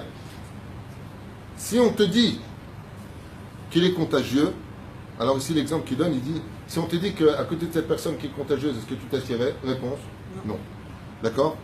Il dit comme ça, Nega, alors il prend l'exemple ici, le Rab, extraordinaire, Maschet Negaim. Il dit, Nega anir ebekir shel shutafim, shneem chalutzim, shneem kotzim. Quand la lèpre venait frapper le mur d'une maison, si cette maison était un mur mitoyen avec le voisin, les deux, alors que c'est sa maison à lui, devaient sortir. On sortait les affaires, les deux étaient atteints de la lèpre, les deux avaient le même petit coup. Mais le mec il dit, attends, mais moi j'ai pas de problème, c'est sa maison. Et du problème, c'est que vous avez un mur mitoyen, à Adkedekar. Et la reine, il dit, d'où la volonté de Yaakov de vouloir sortir du ventre de sa mère quand il était avec Esav. Alors ici, tu viens me dire que Yaakov Avinu alav shalom, quand il voyait un bête midrash, il voulait absolument étudier la Torah. Ça ne tient pas. Pourquoi? Parce que dans le ventre de sa mère, il était avec l'ange Gabriel qui lui apprenait toute la Torah. Alors pourquoi il voulait sortir? Réponse, parce qu'il ne voulait pas être à côté d'un rachat. L'influence du rachat l'influençait sur lui. Il ne voulait pas. Donc il dit, je veux bien étudier la Torah, mais pas à côté de lui. Lama. Qu'ils aient ma friale. Quoi? Et pourquoi l'influence du rachat, elle est plus forte que l'influence du tzaddik? Pourquoi Lot, il n'a pas eu cette influence d'Abraham? Parce que Lot, c'est le Yetzer Hara. C'est une question que posée dans le Zohar, si je me rappelle bien, qui Lot ou a Yetzer Hara. Parce que Lot, c'est le Yetzer Hara. Dans l'état actuel des choses. Ça veut dire que, comprenez-le une fois pour toutes, il y a des gens qui ont pour volonté d'être rachats. Je répète, écoutez bien, c'est important. Il y a des gens qui veulent être rachats. C'est une volonté en eux. Il y a des gens qui choisissent d'être, par exemple, ils savent que tel métier va les emmener loin d'être Shomer Shabbat. Par exemple, tu veux dire une personne qui va vivre dans un pays où il n'y a pas de cache-route, il n'y a que la sorcellerie sur une île, mais pour l'oseille, il sait qu'il va tout perdre, ben le mec, il y va. Il y a une volonté aussi de l'homme, il faut arrêter de se cacher l'esprit, il y a une volonté aussi de l'homme, par exemple, je vais être cruel dans les mots, une femme est sur le point de divorcer, elle sait qu'elle va tout perdre, elle sait que c'est son mari qui a l'oseille, elle sait qu'il va refaire sa vie, elle sait que... Je parle du cas que je précise, pas le cas d'une autre personne à qui ça ressemblerait, et qui n'a pas demandé ça, qui aurait voulu une meilleure vie. Je ne parle pas de ça. D'accord? Il y a des cas, au Bédin, de femmes qui savent qu'elles vont tout perdre, et elles préfèrent tout perdre que d'essayer d'arranger. Il y a des cas. Ou le contraire, des hommes aussi. D'accord? Il y a des cas. Il y a des choix dans la vie. C'est-à-dire qu'on est face à des situations, et il faut que vous le sachiez, où il y a des gens qui ont choisi d'être achats. On ne peut pas toute notre vie... c'est pas tout le monde qui va te dire pas pour l'instant. Il y a des gens, Béhémet, ils en ont fait une conviction. Un Choser Béchéla, c'est un cas exquis pour expliquer ça. Un Choser Béchéla, quand je parle avec des femmes, prenons le cas d'une femme. Choser Béchéla, ça veut dire, elle revient en arrière. Elle avait le kissouille, elle était pudique, elle était jolie, elle avait toutes les qualités. D'accord? Mais elle a décidé d'enlever son kissouille, de tout jeter. C'est un choix, personne ne lui a demandé de le faire. Maintenant, on ne va pas la juger, elle a peut-être vécu avec un pervers narcissique, avec une ordure, avec un bon à rien, avec un bourré, j'en sais rien. Mais il y a un choix. Ça veut dire que quand le matin une femme sort en pantalon, pas me dire qu'elle a un couteau sous la gorge pour sortir avec un pantalon, c'est un choix. Et ce choix-là, elle va te dire, j'ai besoin de vivre, j'ai besoin de comprendre, j'ai besoin de temps. Il n'a rien à dire. Mais il y a des gens, par contre, comme un chassid de Gour, qui s'est complètement gouré d'ailleurs, il est Choser Béchéla, il est devenu le numéro 2 de la gauche extrémiste en Israël. C'est lui qui faisait la campagne de Sissérid à l'époque. C'est un ancien religieux, alors bien entendu plus rien avec la lame, c'est un choix. Et il l'a dit d'ailleurs, quand on est interviewé, on montre des photos avec les périodes, je même, il dit, j'ai fait mon choix, j'ai étudié la Torah, j'ai étudié ceci, mon choix c'est d'être un homme libre des mitzvot. Eh bien c'est un choix. Datan et Aviram, avec tout ce qu'ils ont vu, ils ont fait le choix d'être Raja ou Tzadik. C'est un choix. Korach, avec tous les miracles qu'il a vus en Égypte, quand Dieu parle à Moshe, il vient le voir. Tu crois qu'il ne sait pas où il met les pieds? Mais c'est un choix. Donc il faut arrêter tout le temps de se cacher derrière ce Yetzer Hara, qui est un très beau joker dans notre vie, comme le fait de se mettre en colère ou d'insulter l'autre. Ouais, mais tu sais, j'étais en colère, ou ça va. Ou alors c'est Dieu. Le mec, il vient, il fait des bêtises, il a détruit la vie de l'autre, il lui dit mais de toute façon, toi, tu es religieux, Nachon. Alors, tout est mina shamaï. D'ailleurs, je vais t'éclater. Les Shem Yahukucha Berichou, Shrinté. Tu me quoi. Sinon, il n'y aurait pas de Géina, il n'y aurait pas de Café Kela, il n'y aurait pas de Gilgouli, il n'y aurait pas de punition. Il y a un choix. Dans la vie, il y a des choix à faire. J'ai donné la vie, j'ai donné la mort, j'ai donné le bien, j'ai donné le mal, et Dieu te dit, ou bacharta bato, bachaim. Choisis le bien. Pourquoi la Torah te dit choisis le bien? Pour te dire que dans la vie, tu as le choix. Tout est fixé pour toi, sauf si tu seras tzadik ou racha. Mashma. Que c'est à toi de décider ce que tu veux. Et si tu veux être un tzadik, alors dis-le. J'arrive pas, je suis un homme qui est plein de défauts. Qu'est-ce que je fais? Rabbi Nachman, il te donne le mode d'emploi. Éloigne-toi des Rechaim. Fréquente un tzadik. Bon, bien sûr, on va tomber à Rosh Hashanah, plein d'autres choses, d'accord? Rachaman Alitzan, quand il parle des Rechaim, d'accord? Il te dit fréquente que de bonnes personnes. Étudie 7 feuilles de Gemara par jour. Fais ceci, fais cela. Il te donne un mode d'emploi. Donc si tu veux t'en sortir, fais ce qu'il te demande. C'est dur. On n'a jamais dit que c'était simple d'être juif. C'est bon? Ken. Pourquoi Hachem met ce type d'individu sur Pourquoi Hachem nous mettrait... Parce que toute notre vie, c'est des épreuves. Et puis il faut savoir comment réagir ou agir. Parce que ce qu'il faut comprendre, c'est que... Vous savez, je vous réponds clairement. Est-ce que c'est une mitzvah d'être Shomer Shabbat? Oui. Est-ce que c'est une mitzvah de le Khalel Shabbat s'il y a un Pikuach Nefesh? Oui. Est-ce que l'un est plus grand que l'autre? Non. Tout comme c'est une énorme mitzvah d'être Shomer Shabbat et de ne pas toucher sa voiture Shabbat, c'est une énorme mitzvah et qui doit faire la mitzvah le rabbin. De prendre sa voiture et d'emmener vite quelqu'un à l'hôpital. Le plus pieux doit le faire. Pour t'enseigner que c'est une mitzvah aussi bien de faire une chose que de ne pas faire une chose. De la même façon, c'est une mitzvah de fréquenter tout le monde, d'être social, d'être agréable, de rapprocher tout le monde sur le sein, tout comme de l'autre côté de dire, oh, non. C'est pour ça qu'il y a marqué Korach Bechol Adato. Pourquoi Moshe est en face d'eux? Parce que Korach ne voulait pas faire partie de cette knoufia, c'est marqué dans le Midrashim. Il y a des groupes, il y a des gens, il ne faut pas faire partie d'eux.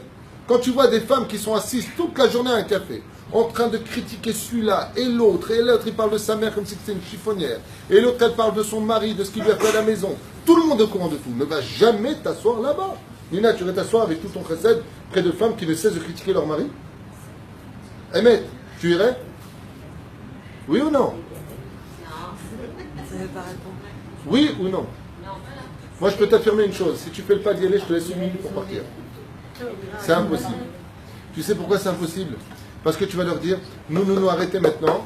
Style, pas toi, hein, style la maîtresse.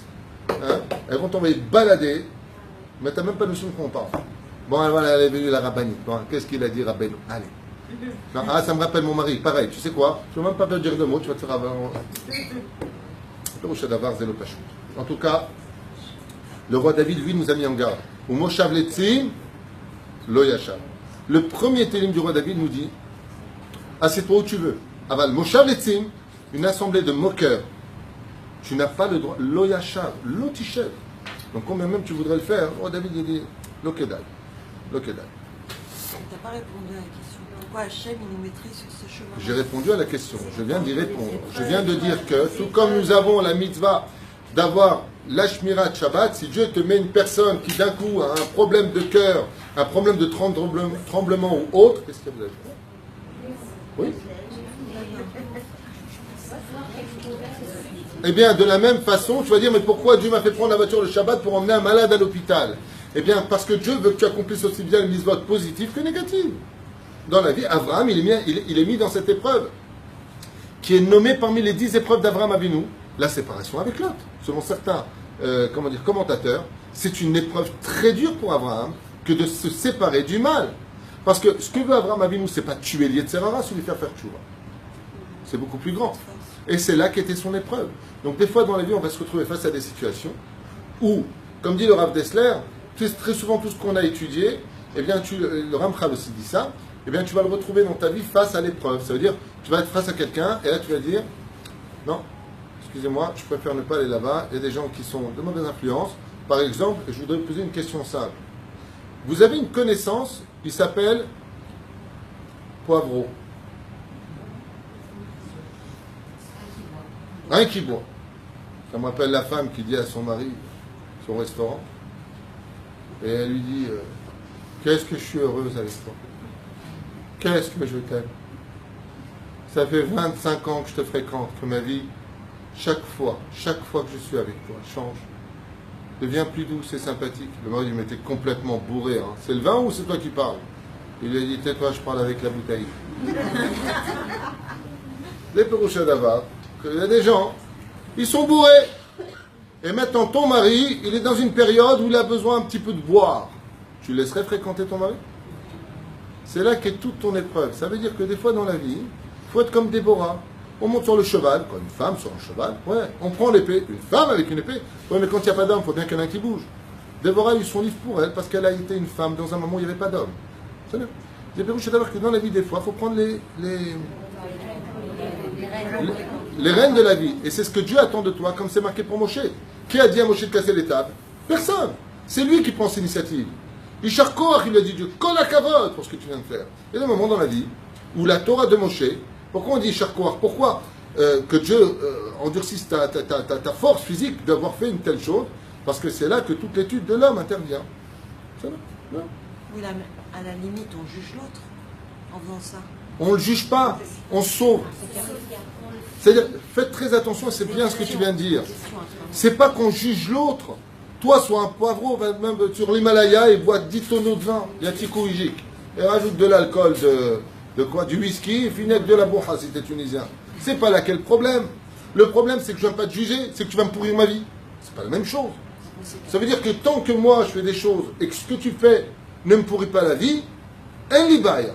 Mais si ce que tu fais toi maintenant va me pourrir ma vie, ou ceux de mes enfants, ou ceux de ma famille, il y a un problème. Pourquoi il y a un problème? Prenons le cas par exemple de quelque chose que tu connais. Tu as des fois dans des familles, des gens qui font tchouva. Et l'autre côté de la famille n'a pas du tout fait tchouva. Tu vas Shabbat chez eux, et c'est toute la journée de la vulgarité, des mots mal élevés, et tu as tes enfants. Moi une fois j'étais en famille avec mes enfants, l'homme chané, quelqu'un de ma famille a dit le mot ceci, puis tu me casses les machins. J'ai dit regarde, c'est pas compliqué, ou t'arrêtes de parler comme ça, ou je sors avec mes enfants. Tu me veux chez toi, c'est très simple. Chut, ferme ta bouche. Et ça s'est passé une fois aussi une fois au restaurant avec quelqu'un, toujours avec ta famille. Ça, ils savent que quand tu es religieux, tu vois, encore 2 mots comme ça, je me lève et je m'en vais. Anilon Isha. Anilon Isha. Je reste pas. Pourquoi? Parce que la vulgarité, c'est un virus. À un tel degré que Rabbi Moshe m'avait dit, parler dans les toilettes, qui est un endroit tamé à la base, c'est que quand tu sors une parole qui est la création, tu fais rentrer une mort. Tôt ou tard, tu dirais une vulgarité parce que tu as parlé dans les toilettes. Bon, chose qu'on avait déjà vu ensemble. C'est pas interdit, mais inadigne de parler dans les toilettes. Aval évite de parler à un tel point. Rabbi Nachman écrit dans le Likutei Etzot, quand tu te trouves dans un endroit où il y a eu des Rechaïm, ne respire pas. Je répète ce que dit Rabbi Nachman. Rabbi Nachman, il dit des fois une personne peut devenir rachat parce qu'il a respiré dans une atmosphère de la Shonara. Dans l'écouter Etzot, il dit ça. Ne respire pas, il te dit, pas parle. Ne fais pas ça. Pourquoi? La Neshima va te faire introduire dedans des virus d'une telle influence que toi, en rentrant à la maison, tu peux insulter ta femme. À que d'écart. De fréquenter des lieux qui soient propres, de fréquenter des gens qui soient bien. D'ailleurs, je m'excuse, mais pour l'instant, on a vu un peu chochotte l'histoire. Il n'y a pas un proverbe français qui dit ça en une phrase? Dis-moi qui tu fréquentes et je te dirai qui tu es. On n'a pas besoin de sortir de sensible. Si. On rentre dans une parfumerie. Oui, mais ça c'est connu quand on rentre dans une parfumerie, on sent le Chanel 5 quand il y a rien là. Voilà. Et quand tu sors d'une porcherie, c'est qu'il y avait plein de Porsche. Top. Yallah. Il dit comme ça ici. Pourquoi Hachem il n'a pas sauvé directement Noé de l'influence de cette génération dépravée qui était la génération du déluge? Écoutez bien. Tevat Noazo Nishmera Arvera Kalede Kadosh Baruchu. Il lui a dit mais du poids. ferme bien les choses, ferme la porte sur toi. Est-ce que ça suffit? Il dit non, j'ai dû mettre de l'eau partout, parce que quand ça sent mauvais, il faut verser beaucoup d'eau. Il dit pour retirer l'influence, ouais, de la génération du déluge, il a fallu que Dieu lave toute l'atmosphère. Toute l'atmosphère était envahie sous les eaux brûlantes. Pourquoi Dieu a fait une chose pareille? Il a dit qu'il fallait simplement que je fasse un coup de sponja pour retirer toute l'influence. Et plus que ça, il dit que la teva de Noé, de Noach, elle était entourée de la Shekhinah. Pourquoi entourée de la Shekhinah?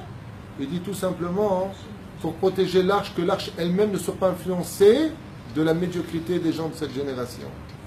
Nous avons une paracha qui s'appelle Shelach Lecha, non, Beshalach, non, oui c'est Beshalach. D'accord? Je fais ce que je veux. Yaakov Avinu ala Beshalom, il envoie des anges pour aller chez Esav. Chachamim, ils disent, pourquoi il envoie des anges? Il a plein de serviteurs. Pourquoi il n'envoie pas ses fils? Réponse, il dit parce qu'il a eu peur qu'en envoyant ses fils, rien qu'au regard du rachat, qui était Esav, il n'en vient déjà à tomber dans la déchéance morale. Voilà ce qu'écrivent les Chachamim. Pourquoi il n'a pas envoyé des anges, il n'a pas envoyé des hommes? Il a dit, je ne peux pas. Parce que nous avons un interdit de regarder le visage du rachat. Parce qu'un rachat, de son influence au niveau du visage, il peut se transmettre toute la touma qui est sur lui. En un seul instant. C'est pour ça que les tzadikim, quand tu vas les voir, ils font toujours comme ça. C'est pas simplement de l'humilité. Ils se protègent. Alma, chez l'oïr et péné rachat, ne voit pas le visage d'un rachat. Waouh! Atkedekar? Il dit oui, ne regarde pas le visage d'un mort non plus. Comme il est mort, il est tamé, il peut t'influencer. Atkedekar. Alors Yaakov Avinu, il envoie des anges, disent les Chachamim, parce que les anges ne sont pas influençables. Ils sont faits de feu, et lui, ses yeux sont faits de feu. La reine Zekenegedze Asa Hashem.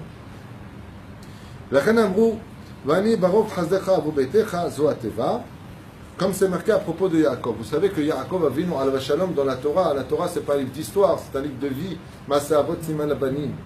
Quand il arrive comme ça, chez Yaakov Avinu al Shalom, Eliezer au début, ensuite Yaakov il vient. Qu'est-ce qu'il lui dit à Eliezer quand il vient chercher une femme pour son maître Yitzhak? Qu'est-ce qu'il lui dit? Betuel et Lavan. Bo, Beruch Hashem, ki piniti et abayit. Viens, toi, béni de Dieu, car j'ai vidé la maison.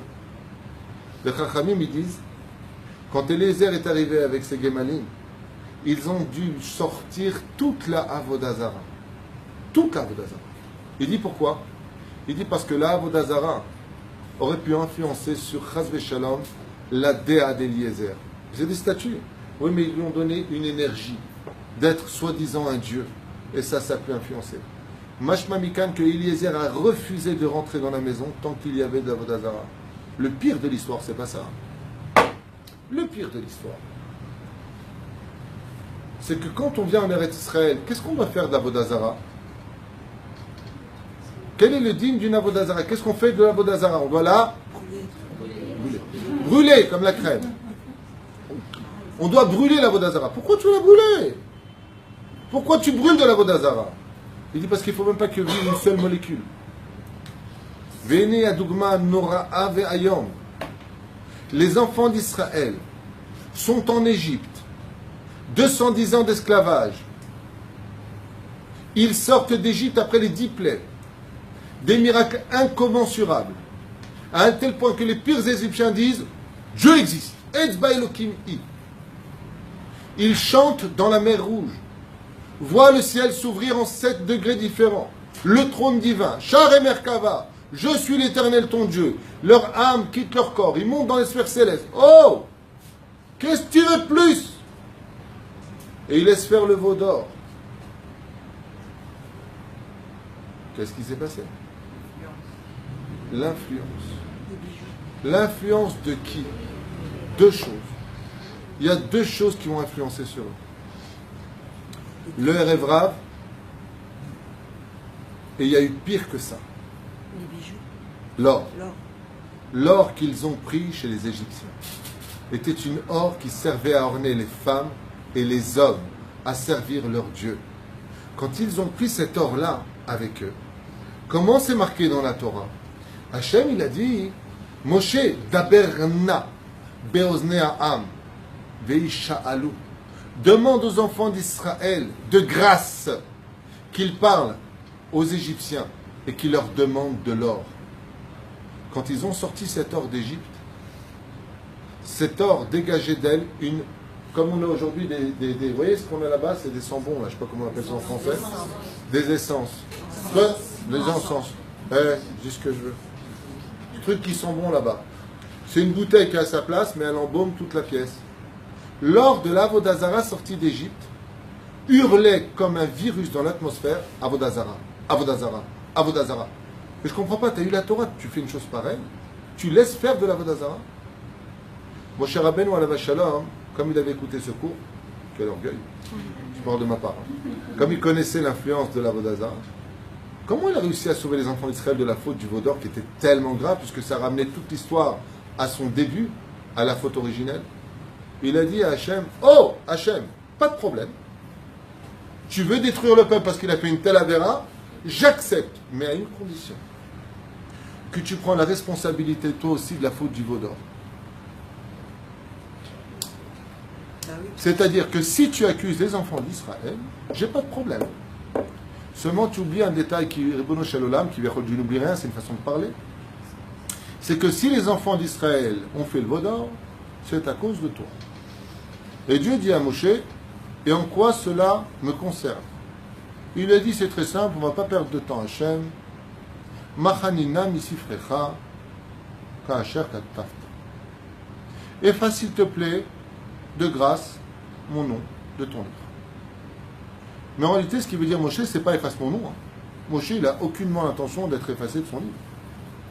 La seule chose qu'il demande à Hachem, c'est d'effacer le mot na. En hébreu, ça fait mahani na. Efface pour moi le mot na. Mahani na. Traduisez mahanina. Mahanina, mahanina. Mahanina. Ça veut dire efface-moi le mot na. Et pourquoi Dieu devrait effacer le mot na? Il lui a dit non, pas le na.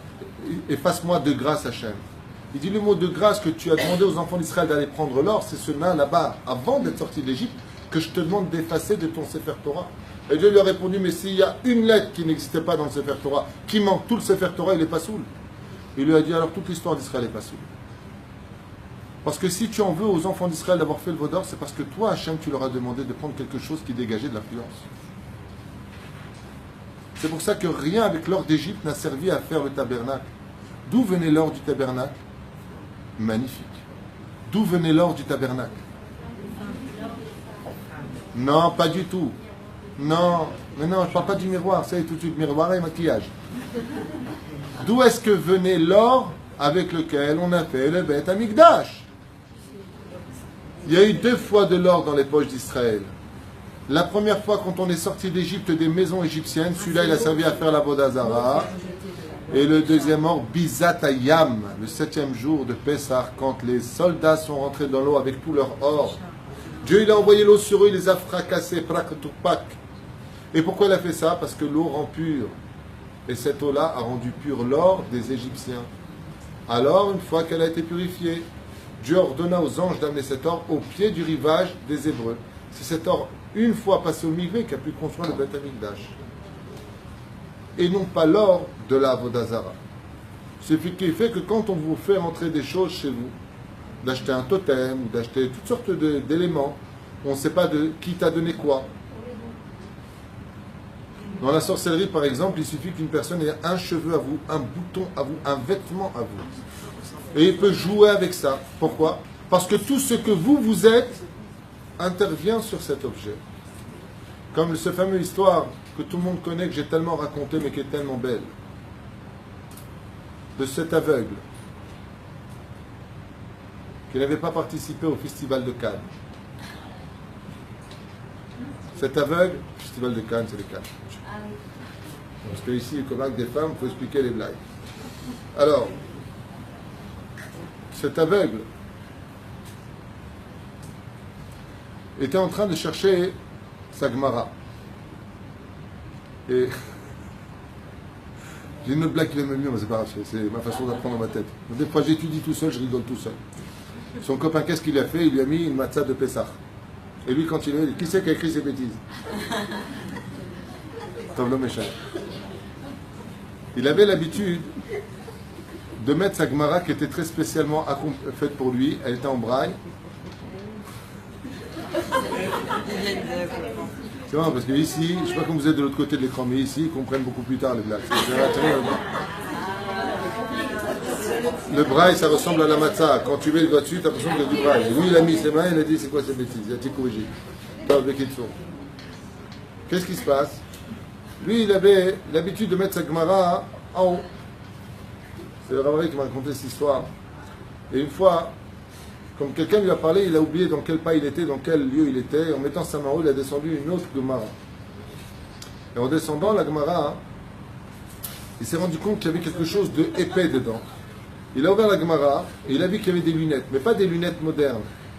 Des lunettes avec des grosses vis bizarres, épaisses et en acier, en fer. Qu'est-ce qu'il a fait? Il les a ouvertes et il les a mis. Et là, il s'est mis à hurler dans le Beth Midrash, Aniroé. Je vois parfaitement, 6 sur 6. Il a enlevé ses lunettes, il ne voyait plus rien. Il remettait ses lunettes, il voyait mieux à Rousse. Ils ont appelé le Rosh Yeshiva, et quand ils ont regardé la Gemara qu'il avait ouverte, c'était la Gemara d'un des plus grands commentateurs, Kal Vachomer de Kal Vachomer, non seulement du Talmud, mais en plus de ça, le Shulchan Aruch, il a commenté énormément de choses, et c'était ses lunettes à lui. J'ai oublié son nom à ce, vous savez comment il s'appelle, Rabbi Yehuda? J'ai oublié son nom. C'est un très grand rave. J'ai déjà parlé dans d'autres cours, là pas vous retrouver. Pour l'instant, il ne revient pas son nom. Ah bah c'était ses lunettes. Parce qu'il étudiait la Kedusha dans ses yeux, les lunettes ont pu donner la vue à un aveugle. Les objets ont en eux une influence. C'est pour ça que des fois, on ne peut pas vivre à la libération. Une des raisons pour lesquelles on cherche le Hametz à la maison, c'est de trouver tout ce qui peut influencer dans notre vie à nous éloigner du service divin. On a du boulot. De retirer toutes les choses qui peuvent nous aider à enlever ça. Je raconte ça ce matin, qui avait acheté du poisson. C'est un peu visqueux comme ça. Et le poissonnier lui a mis son poisson dans un journal, Yediot Aharonot. Quand il est arrivé devant chez lui à la maison, il a pris le poisson visqueux comme ça, là où il sort dans sa main, et il a jeté ce papier dans la poubelle.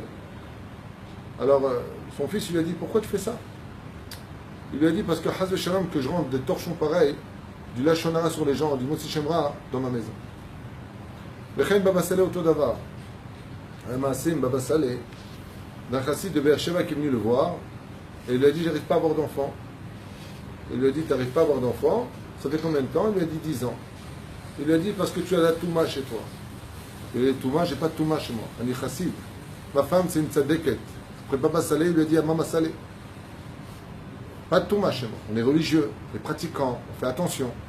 Baba Saleh lui a dit, il y a de la Touma chez toi. Mais il s'avère qu'après avoir cherché dans toute la maison, il est venu voir Baba Saleh, il lui a dit, on a regardé partout, il n'y a pas de Touma à la maison.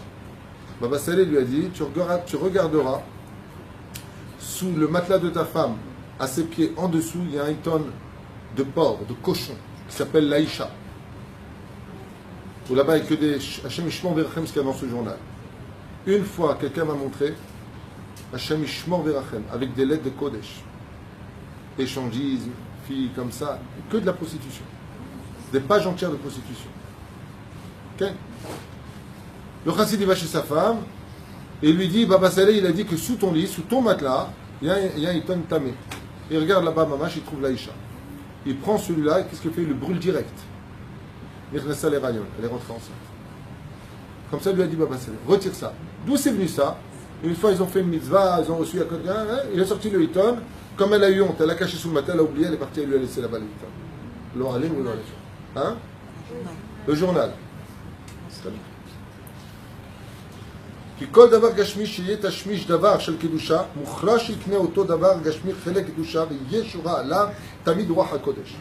On a un klal des sages qui disent, je finis avec ça, je crois que je n'ai même pas commencé le cours réellement, mais il dit comme ça, on a un klal, une généralité qui dit, tout objet qui servira à la kedusha, qui servira pour le bien, sera automatiquement empreint de la kedusha.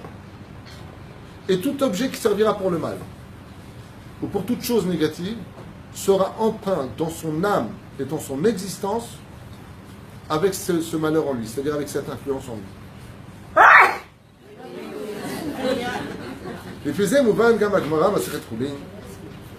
Pour finir, on va parler du Hamor, le fameux Hamor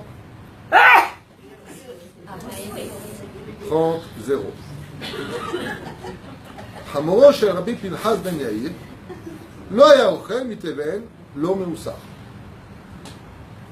לא עלינו ולא עליכם, Rabbi Pinchas ben Yair était un très très grand sadique, שנזכה לאיש כמוהו. C'était le beau-père de Rabbi Shimon Bar Yochai selon certaines opinions. Il avait un hamor. Et son hamor, même après des jours et des jours sans manger, quand tu lui apportais du teven, de la paille à manger, qu'est-ce qu'il faisait le hamor? Il regardait la paille, il partait 3 pas en arrière, il se retournait, il ne voulait pas regarder, il crève de faim. Alors ils ont appelé une fois Rabbi Pinchas ben Yair, et ils lui ont dit, pourquoi ton âne, il ne mange pas la paille? Il lui a dit, vous avez prélevé le maaser là-dessus? Vous avez prélevé le maaser? Il lui a dit, là. Voilà. Il lui a dit, voilà. Qu'est-ce qu'ils ont fait? Ils ont prélevé le maaser. L'âne, il a tout dévoré sur place. Tellement il avait faim. Car il vient à Gemara de Maseret Choulin, le Daf Zayin Amud Aleph. À la Pasuk, Bo Baruch Hashem, comme c'est encore déjà dit. Oh.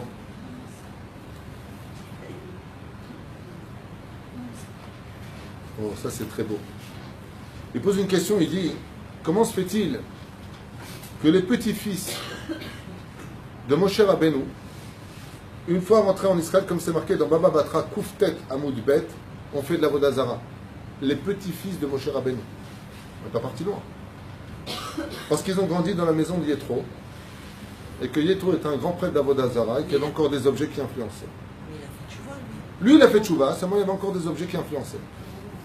Kachmevim Po, qui c'est qui ramène ça, le Rav Dessler? C'est la référence. Il ramène comme ça. Yitro aya obed Avodazara, Gadol, c'était un grand prêtre d'Avodazara. Et Moshe Rabbeinu, il a laissé ses enfants grandir là-bas. C'était considéré pour Moshe Rabbeinu comme s'il avait le fait d'avoir laissé grandir ses enfants. Yitro, il a fait tchouva après. Mais à cette période-là, il faisait Avodazara. Il dit le fait qu'il ait laissé grandir ses enfants là-bas, c'est comme s'il les avait déjà condamnés à être Avodazara. C'est marqué ça. Hein? C'est dur, j'y peux rien. Tu veux que je change la Torah? Pour nous, dans la vie de tous les jours.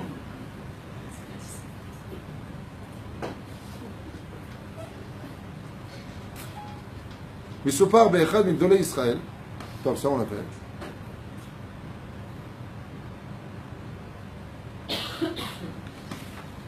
Wow, il est tard. On va s'arrêter là. Ouais, comment on fait? Et comment ça on fait? Moralité de l'histoire. L'influence est un virus dont on a intérêt à faire très attention. Rabbi Nachman nous a dit ne respire pas dans un endroit qui est tamé, parce que ton effet sera automatiquement empreint de cela. Ne t'assois pas sur une chaise à un tel degré qu'à l'époque du Beth Amikdash, une femme qui était nida ne pouvait pas s'asseoir sur sa chaise quand elle s'était levée. Pas comme aujourd'hui. Pourquoi? Parce que la touma de sa nida influençait sur toi, te rendait toi-même tamé. Résultat des courses, ce shiur est là pour nous réveiller sur un domaine. Faire attention à sa Avodat Hashem et ne laisser aucune mauvaise influence nous empêcher de nous élever tant qu'on n'aura pas le niveau de pouvoir le changer. Voilà ce que je voulais vous dire ce soir. Parce que quand on est capable, et là je sais que je vais être très très enquiqué, très embêtant, les télévisions, les portables jouent un rôle terrible, terrible, à un tel degré que depuis que le portable existe, on peut dire que le Satan est au chômage. Il n'y a plus rien de Satan, il s'occupe de tout. La reine, ce sont des choses qu'il faut gérer, qu'il faut contrôler. Malheureusement, nos enfants, ils ont tous. On les a condamnés à avoir leur laisser passer pour le chemichement, pour la suite. Vous voyez de quoi je parle? Ils visitent le monde de leur fauteuil et on a rarement rencontré quelqu'un qui avait un cachère portable se comporter de façon correcte. Rarement. Je ne dis pas que ça n'existe pas parce que je ne suis pas Dieu, j'en sais rien. Mais ce qui est certain, c'est que même à tes enfants, tu n'as plus rien à apprendre.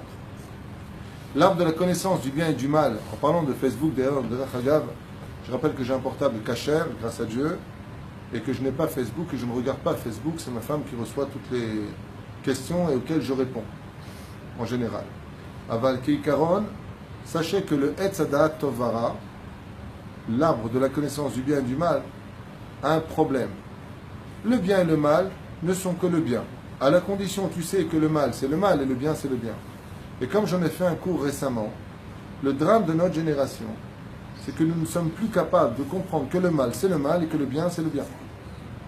À tel point que quand quelqu'un fait du lachon hara, tu dis arrête, je parle, t'es fou, quoi. Je sais, mais tu fais du lachon hara, quoi. Tu fais du lachon hara. Oui, mais je parle. Quand tu as un problème, tu n'es pas content, tu t'en vas. Ben, je m'en vais parce que tu fais du lachon hara. Normalement, avant, quand tu disais à une personne, ce que tu fais, c'est de la calomnie, ah bon, mince, excuse-moi, bon, c'est pas ce que je voulais dire, mais aujourd'hui, c'est mais t'es pas content, t'as qu'à partir. Quand tu dis à une fille qui a une jupe courte, c'est pas joli, couvre-toi. Moi, à mon époque, pourtant, je suis pas tellement vieux. À mon époque, quand une fille avait une jupe courte, on disait, couvre-toi, c'est honteux. La fille, elle avait honte. Oh là là, excuse-moi, je ne savais pas qui venait. Elle se levait vite. Non, maman, j'étais juste de passage dans la... Aujourd'hui, elle te regarde, elle te dit, mais pourquoi je me suis parti m'épiler? Pour qui je bronze? Pour qu'on me regarde, quoi. C'est-à-dire, tu dis à une fille aujourd'hui qui n'est pas pudique, t'es pas pudique, elle comprend même pas ce que tu veux chez elle, sachez-le. C'est-à-dire que c'est dans les mœurs d'être... C'est l'influence aussi. Eh bien, tu viens de dire le mot, j'attendais que vous le disiez, c'est l'influence. Tu viens de dire le mot-clé, c'est l'influence. Quand tu as des jeunes filles, par exemple, qui ont été éduquées par des parents magnifiques, Torah, mitzvot, masim, tovi, machin, tu vois, la fille, elle revient, jupe courte, insolente, et la totale. C'est l'influence. C'est-à-dire que le lieu, l'endroit où elle va aller, les gens avec qui elle va parler, bah c'est où? Moi, j'ai connu une histoire en tant que prof à l'époque. À l'époque, en Israël, je te parle de ça, il y a très très longtemps, 90, j'étais prof à côté de Netivot. Et je me rappelle qu'avant entendu des discussions qui m'avaient beaucoup choqué, il y avait un garçon qui avait beaucoup de respect pour son père et sa mère, et il y a un gosse à côté qui lui dit, mais aujourd'hui on ne respecte plus nos parents, mais ne te laisse pas avoir. Mais si péta, t'appelles la police, on est protégé. Je ne sais pas si vous entendez. Ce que je vous dis, c'est aussi en France, aux États-Unis et ailleurs. Hein, ne voyez pas Israël. En Israël, il y a une très belle éducation grâce à Dieu. Et il y a une éducation aussi défaillante, comme en France. C'était un petit peu les délires avec ces comparaisons à deux balles. Il y a du bon et du mauvais partout. Seulement ici, on est chez nous, c'est toute la différence. Le but aujourd'hui, c'est de se protéger. Si cette paracha, le Rav Eliyahu Pinchasi, qui a écrit tout ce que je viens de vous dire pratiquement, en a fait un chef-d'œuvre, c'est pour nous dire que la Avodat Hashem ne peut s'accomplir que quand d'abord tu accomplis, il mène à mili. D'abord, il faut que toi, tu fasses attention. Parce que tes enfants, ils sont dépendants de toi. Je vous racontais quand mon fils a eu sa fille. Que Dieu bénisse. Elle s'appelle Noah. On a Noah Douraliana. Mon fils m'a dit, comme ça, sur le parking, avant de partir, il m'a dit, ah bah, ça fait longtemps que tu enseignes l'éducation, tu nous as bien éduqués, je reprends ces mots, hein, je ne me vante pas. Donne-moi un bon conseil pour ma fille qui vient de naître. Et il tenait sa fille dans les bras et je lui ai dit, mon fils, tout comme tu tiens ta fille dans tes bras, tu tiens son monde futur dans tes bras. Et après, Clara Molay, il m'a dit, je ne pouvais pas avoir mieux comme enseignement. Quand tu tiens ton bébé dans les bras, tu tiens son monde futur dans les bras. Fais attention où tu vas le mettre. Et c'est toujours pareil avec les mamans. Qu'est-ce que vous êtes casse-pieds. Mettez-le dans ta Torah. Non, je ne suis pas prête. Non, tu vois, là, côté que Torah, tu vois, non. Non, alors, que Torah, non. Je veux qu'il ait du rôle, qu'il ait du machin, qu'il ait du bidule et qu'il ait du chouette. C'est ça, là. Ouais, c'est ça. Tu crois en Dieu? Oui. Qui donne la parole à ça? Dieu. Tu veux un fils soit Tamit Racha? Oui. Mais le oui-feu? Non. Franchement, j'ai un problème avec les gens qui ne vivent pas leur Torah. T'as un kissou, t'as une jupe, tu crois en Dieu et tu fais pas ce qu'il faut. Donne-moi un Rav, va voir le Rav Kanievski, dis-lui voilà. École toranique ou école Talmud Torah. Tu veux que ton fils soit un Ben Torah? T'inquiète pas, les métiers, pour l'instant, tous ceux qui sont au chômage, c'est tous des mecs qui ont le baccalauréat. Tous. Il y a 7000 jetés culturels. Il est déjà dans. Comment ça s'appelle 95.5 là. Comment ça s'appelle cette radio? Radio Israël là. Je sais pas comment ça s'appelle. Non, oui, Barama, c'est ce que j'écoute. Mais la radio israélienne, j'ai oublié, non? Comment ça s'appelle? J'écoute tellement rarement que j'ai pas son nom, c'est pas grave. Non, certainement pas. L'homme Chanel. Je crois que c'est Kol Israël. Non? Kol Israël. Il disait, à propos du chômage en Israël, il y a plus de 10 000 académiques qui sont au chômage. C'est-à-dire, tous les mecs qui ont des diplômes sont au chômage. Et tous ceux qui ont des métiers, Baruch Hashem, tu les vois, Ashdod, machin, sont ovdim. Ne croyez pas que c'est ce que vous avez dans les mains qui vous donneront plus de choses. La reine Bisiata d'Ishmaïa, influencez vos enfants dans des endroits où, comme ces fameux directeurs qu'on critique tellement dans les Talmud de Torah, tu vois au Talmud Torah, tu te rappelles quand je t'emmenais ton fils là-bas, madame, vous avez la télévision chez vous?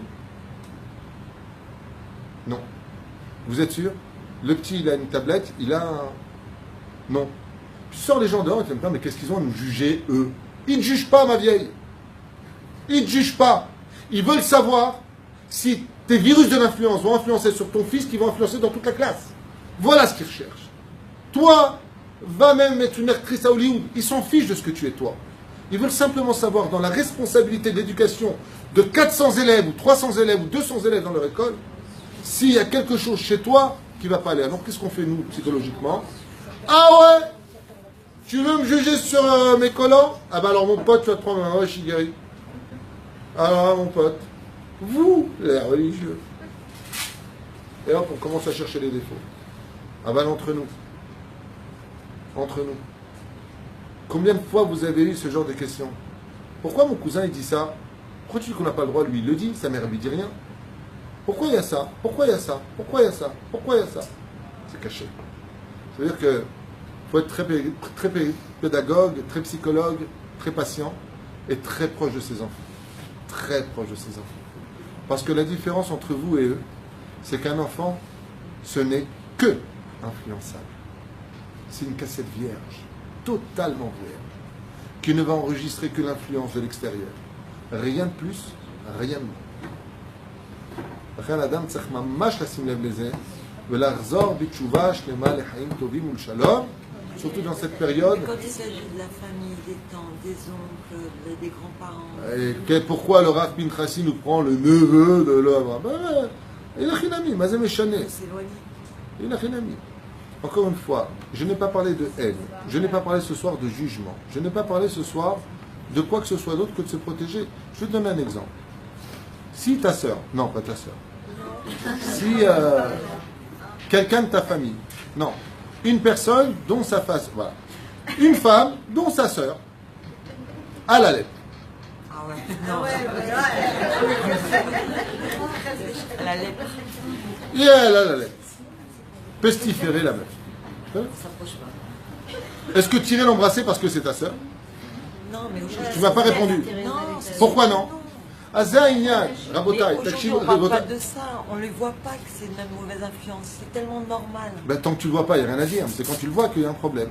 Par exemple, dans l'éducation, je ne vais pas faire un cours sur l'éducation, je vais en faire un à Paris si je veux. Mais dans l'éducation, vous êtes en droit de dire aussi bien à vos parents, qu'à vos beaux-parents, qu'à vos frères, qu'à vos sœurs, que eux aussi doivent respecter votre fils. Quand vous dites, t'allumes pas la télévision, mon fils, je veux pas qu'il voit ça, t'allumes pas la télévision. Ouais, mais attends, tu nous saoules, toi et ta Torah. Ben, viens là ici, tu regardes la télévision, tu prends ton gosse et tu t'en vas. Maintenant que vous me critiquez ou pas derrière tout ça, dans le monde d'en haut, on me dit merci pour ce que je dis, sachez-le. Je suis pas un fanatique. J'ai fait tchouva, je ne vis jamais personne, grâce à Dieu, mais ce que je vous dis, je le mets. Si on prend ton fils et qu'on te l'emmène, parce que dans le monde d'en haut, quand tu partiras à 120 ans, ouais, il n'y aura que ce que tu auras laissé comme bonne influence sur terre qui te sauvera. Le Kaddish, les prières, les divrei Torah, faire des dons à la Torah, prendre un avraie pour une année entière, mais pour ça, il faut avoir une bonne influence sur soi. Ça veut dire quoi? Fais ce que tu as à faire. Vis où tu dois vivre. Quelqu'un m'a posé la question, dans une synagogue où il y a quelqu'un qui parle, est-ce que je peux changer de place? Je lui ai dit non, tu dois changer de place. C'est pas ce que tu peux, tu dois changer de place. Tu dois changer de place. Tu dois sortir carrément. Non, vous n'écoutez pas ce que je dis ou quoi? Non, c'est une question. Si tu es dans une synagogue où tout le monde parle, oui, mon rab a dit tu vas prier chez toi. Ça c'est mon rab. Le rab Gabriel a dit j'en prends la responsabilité. Tu rentres dans une bête Knesset où tout le monde parle, bon, tu vas chez une autre synagogue, mais si dans toutes les synagogues tout le monde parle, mon rab m'a dit Ani olach labayit. C'est mon rab, lui c'est ce qu'il dit. Oui.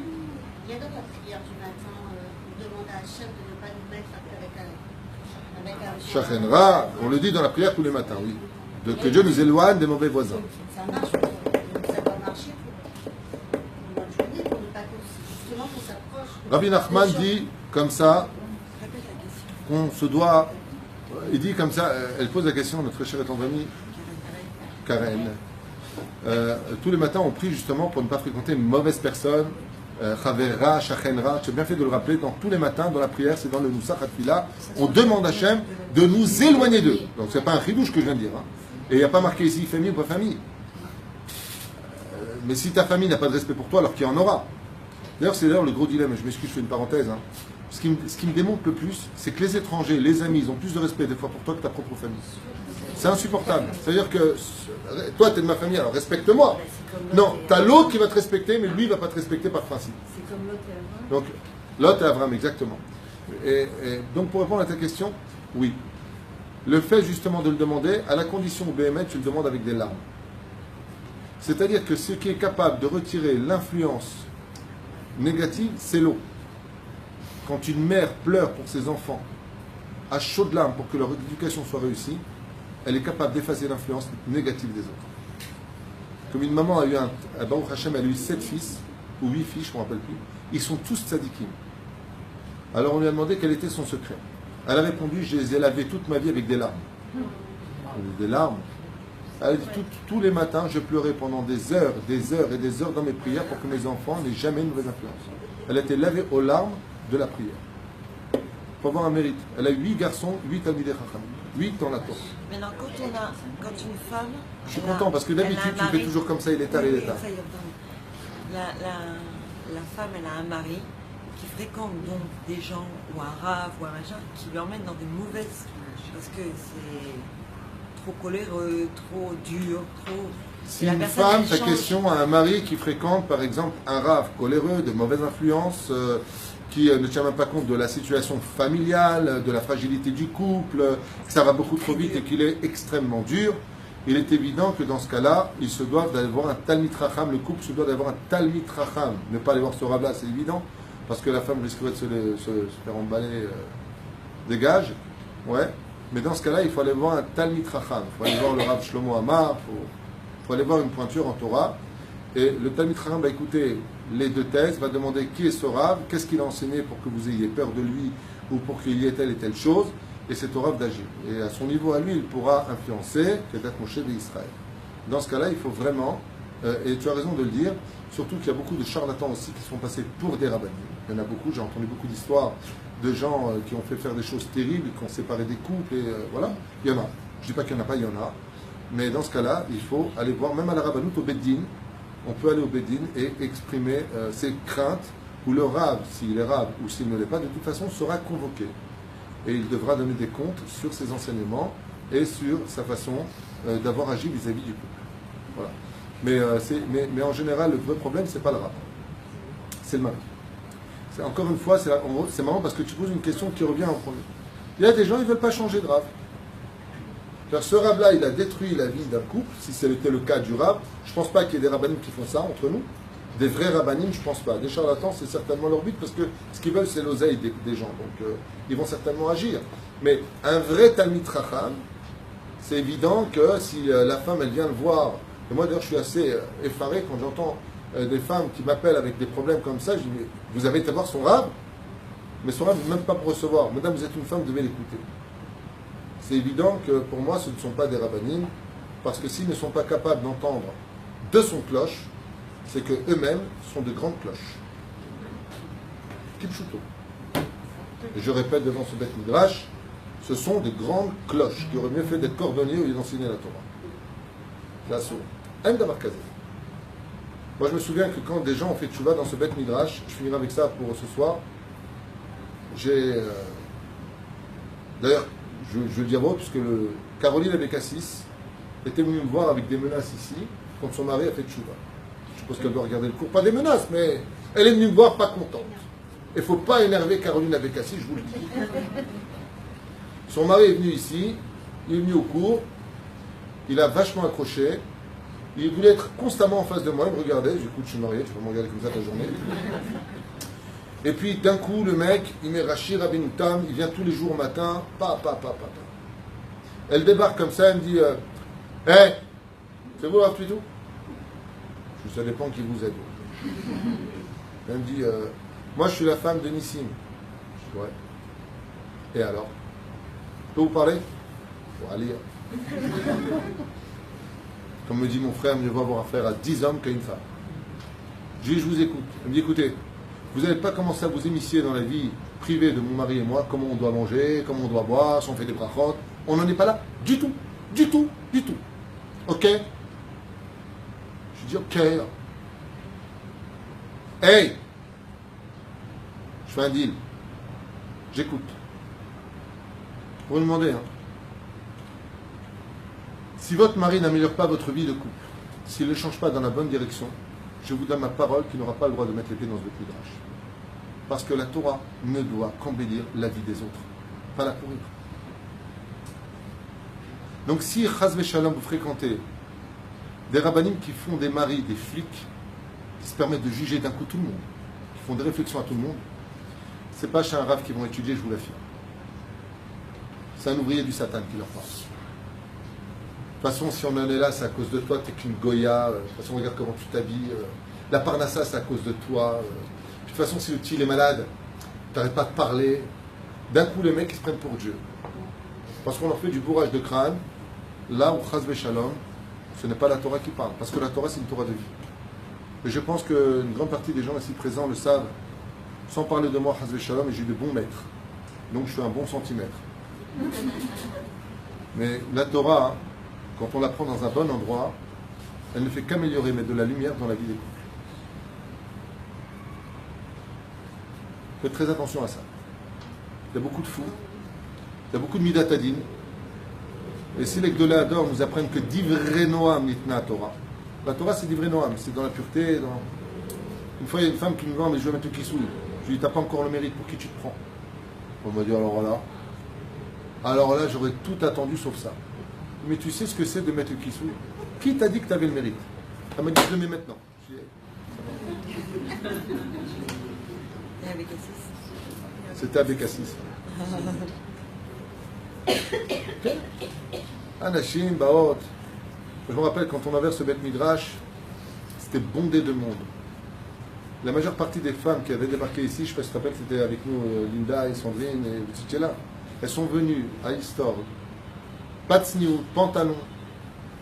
Est-ce qu'une seule fois je vous ai dit de changer? Jamais. Même pas 2 mois plus tard, toutes les femmes venaient ici avec un kissou et des jupes. Vous êtes témoin? Je n'aurais jamais demandé de le faire. Seulement j'ai enseigné une Torah d'amour, une Torah qui rapproche, et les gens le font de même. Lequel? Lequel? Ne volez pas à l'autre le plus beau cadeau que Dieu a fait de nous, le libre arbitre. Mais par contre, montrez au libre arbitre qu'il existe autre chose que le monde, terre à terre, dans lequel ils vivent. La fin Bezrat Hashem, il faut dans ce cas-là aller voir un chacham, que le mari respecte, que le mari a des grandes, et on lui dit voilà, moi je ne vais pas rentrer en guerre contre toi, on va avoir un grand Torah. Ce qu'il dit, j'accepte. Mais à une condition.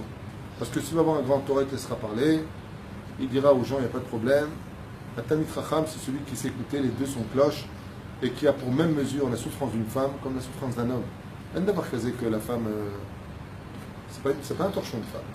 Lachem Bezrat Hashem, le Talmid Chacham, Elit Hashem, surtout que tout le but de la Torah, c'est si Kal Vachomer de Kal Vachomer, vivre en famille, en société, à plus forte raison de vivre en famille. Voilà. Une maison qui brille, qui sent bon, qui a de la lumière, il y a du respect à l'intérieur, il y a de l'amour. Baruch Hashem, Ishtabar, Vitale Shmolahad. Alors c'est une maison qui brille. C'est une maison qui est magnifique. Hein? Comme j'ai écrit tout à l'heure à ma femme, j'ai envoyé un message.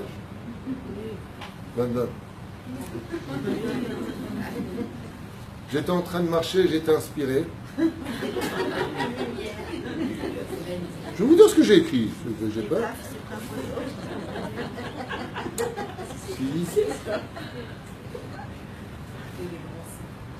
Voilà ce que j'ai écrit.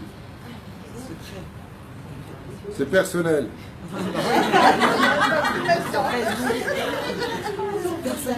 C'est personnel. Je fais une photo de moi et d'elle qui nous regardons. Et à ce moment-là, je marque dessus, parce que c'est un regard, je vais, c'est de moi. L'amour est un regard qui lit dans l'âme de celui que l'on désire.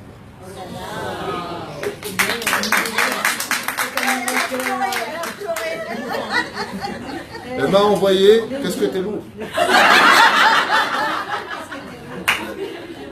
Moi je trouvais ça mignon, j'étais en train de traverser le caniveau au moment où j'étais inspiré. Je suis au-dessus de l'eau, je dis tiens. Ouais, je lui ai envoyé comme ça une photo, et avec ce mot, c'était très sympathique. Aval Bezrat Hashem, et c'est ce que je vous souhaite dans toutes vos demeures, dans toutes vos familles pour le peuple d'Israël. Surtout dans cette génération, tous les Gdoléadors le disent, tous les grands Torah le disent. Seule une Torah de vie, de sourire, d'atmosphère, de fnin, kiffer la vie, elle est déjà tellement dure. Kiffer. Tu peux dire à l'autre par exemple, toi je te ferai comme pas, tu es trop lourd. Je suis pas obligé d'insulter, je plaisante. Hein, mais voilà. Soyez malin. Non, il ne peut pas venir avec toi aujourd'hui, mais demain, la semaine prochaine, tu reviens, il peut-être blinéder. Maintenant, je dois partir avec lui. Pas obligé de lui dire, il n'est pas avec toi. Toi, tu pues. Ni tu lui dis ce qu'il est, ni tu dis que tu ne viens pas le juger, chazve shalom.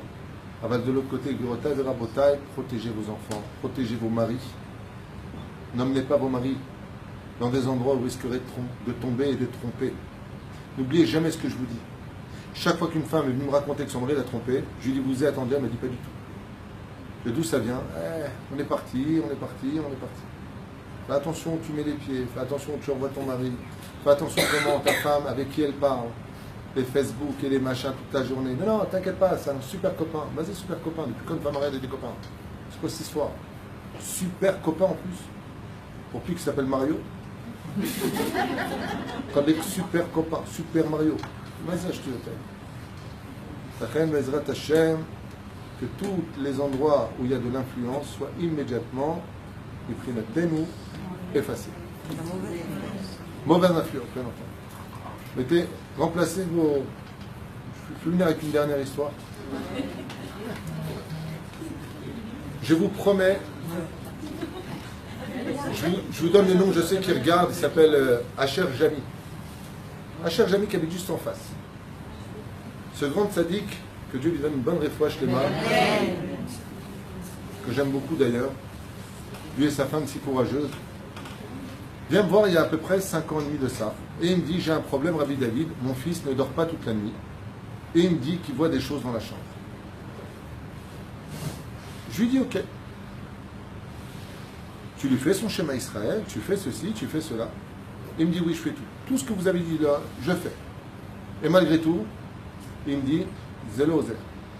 Je dis, ok, pas de problème, je viens dans sa chambre. Je rentre dans sa chambre, je fais le pitou maquetoret, je fais ce que j'ai à faire, et je lui dis, maintenant tu vas m'arracher tous les Mickey, tout la fée clochette, toutes ces bêtises, tu vas me les arracher d'ici, et tu mets des photos de Sadikim. Depuis, vous pouvez aller le voir, il est juste en face, son fils, il a du mal à le réveiller. Tellement il dort bien. Demandez-lui, c'est pas mal. Maintenant, ça me ch'touillote, Walt Disney antisémite notoire, tu lui mets des photos de Walt Disney, de Mickey, de Mickey, ou enfin, comment elle s'appelle? Mini en plus, là, voilà. Et voici ce qu'il lui a mis la fée clochette, juste en face du lit. Martilo, Asher, enlève-moi toutes ces influences. Signe la photo du Chafetz Chaim, mets la photo du Rav Ovadia Yosef, du Rabbi Lubavitch, mets la photo du Baal Shem Tov, mets la photo de quelqu'un, mets la photo de Tzadikim. Ne mets pas des photos extérieures, pourquoi? Ça s'apprend.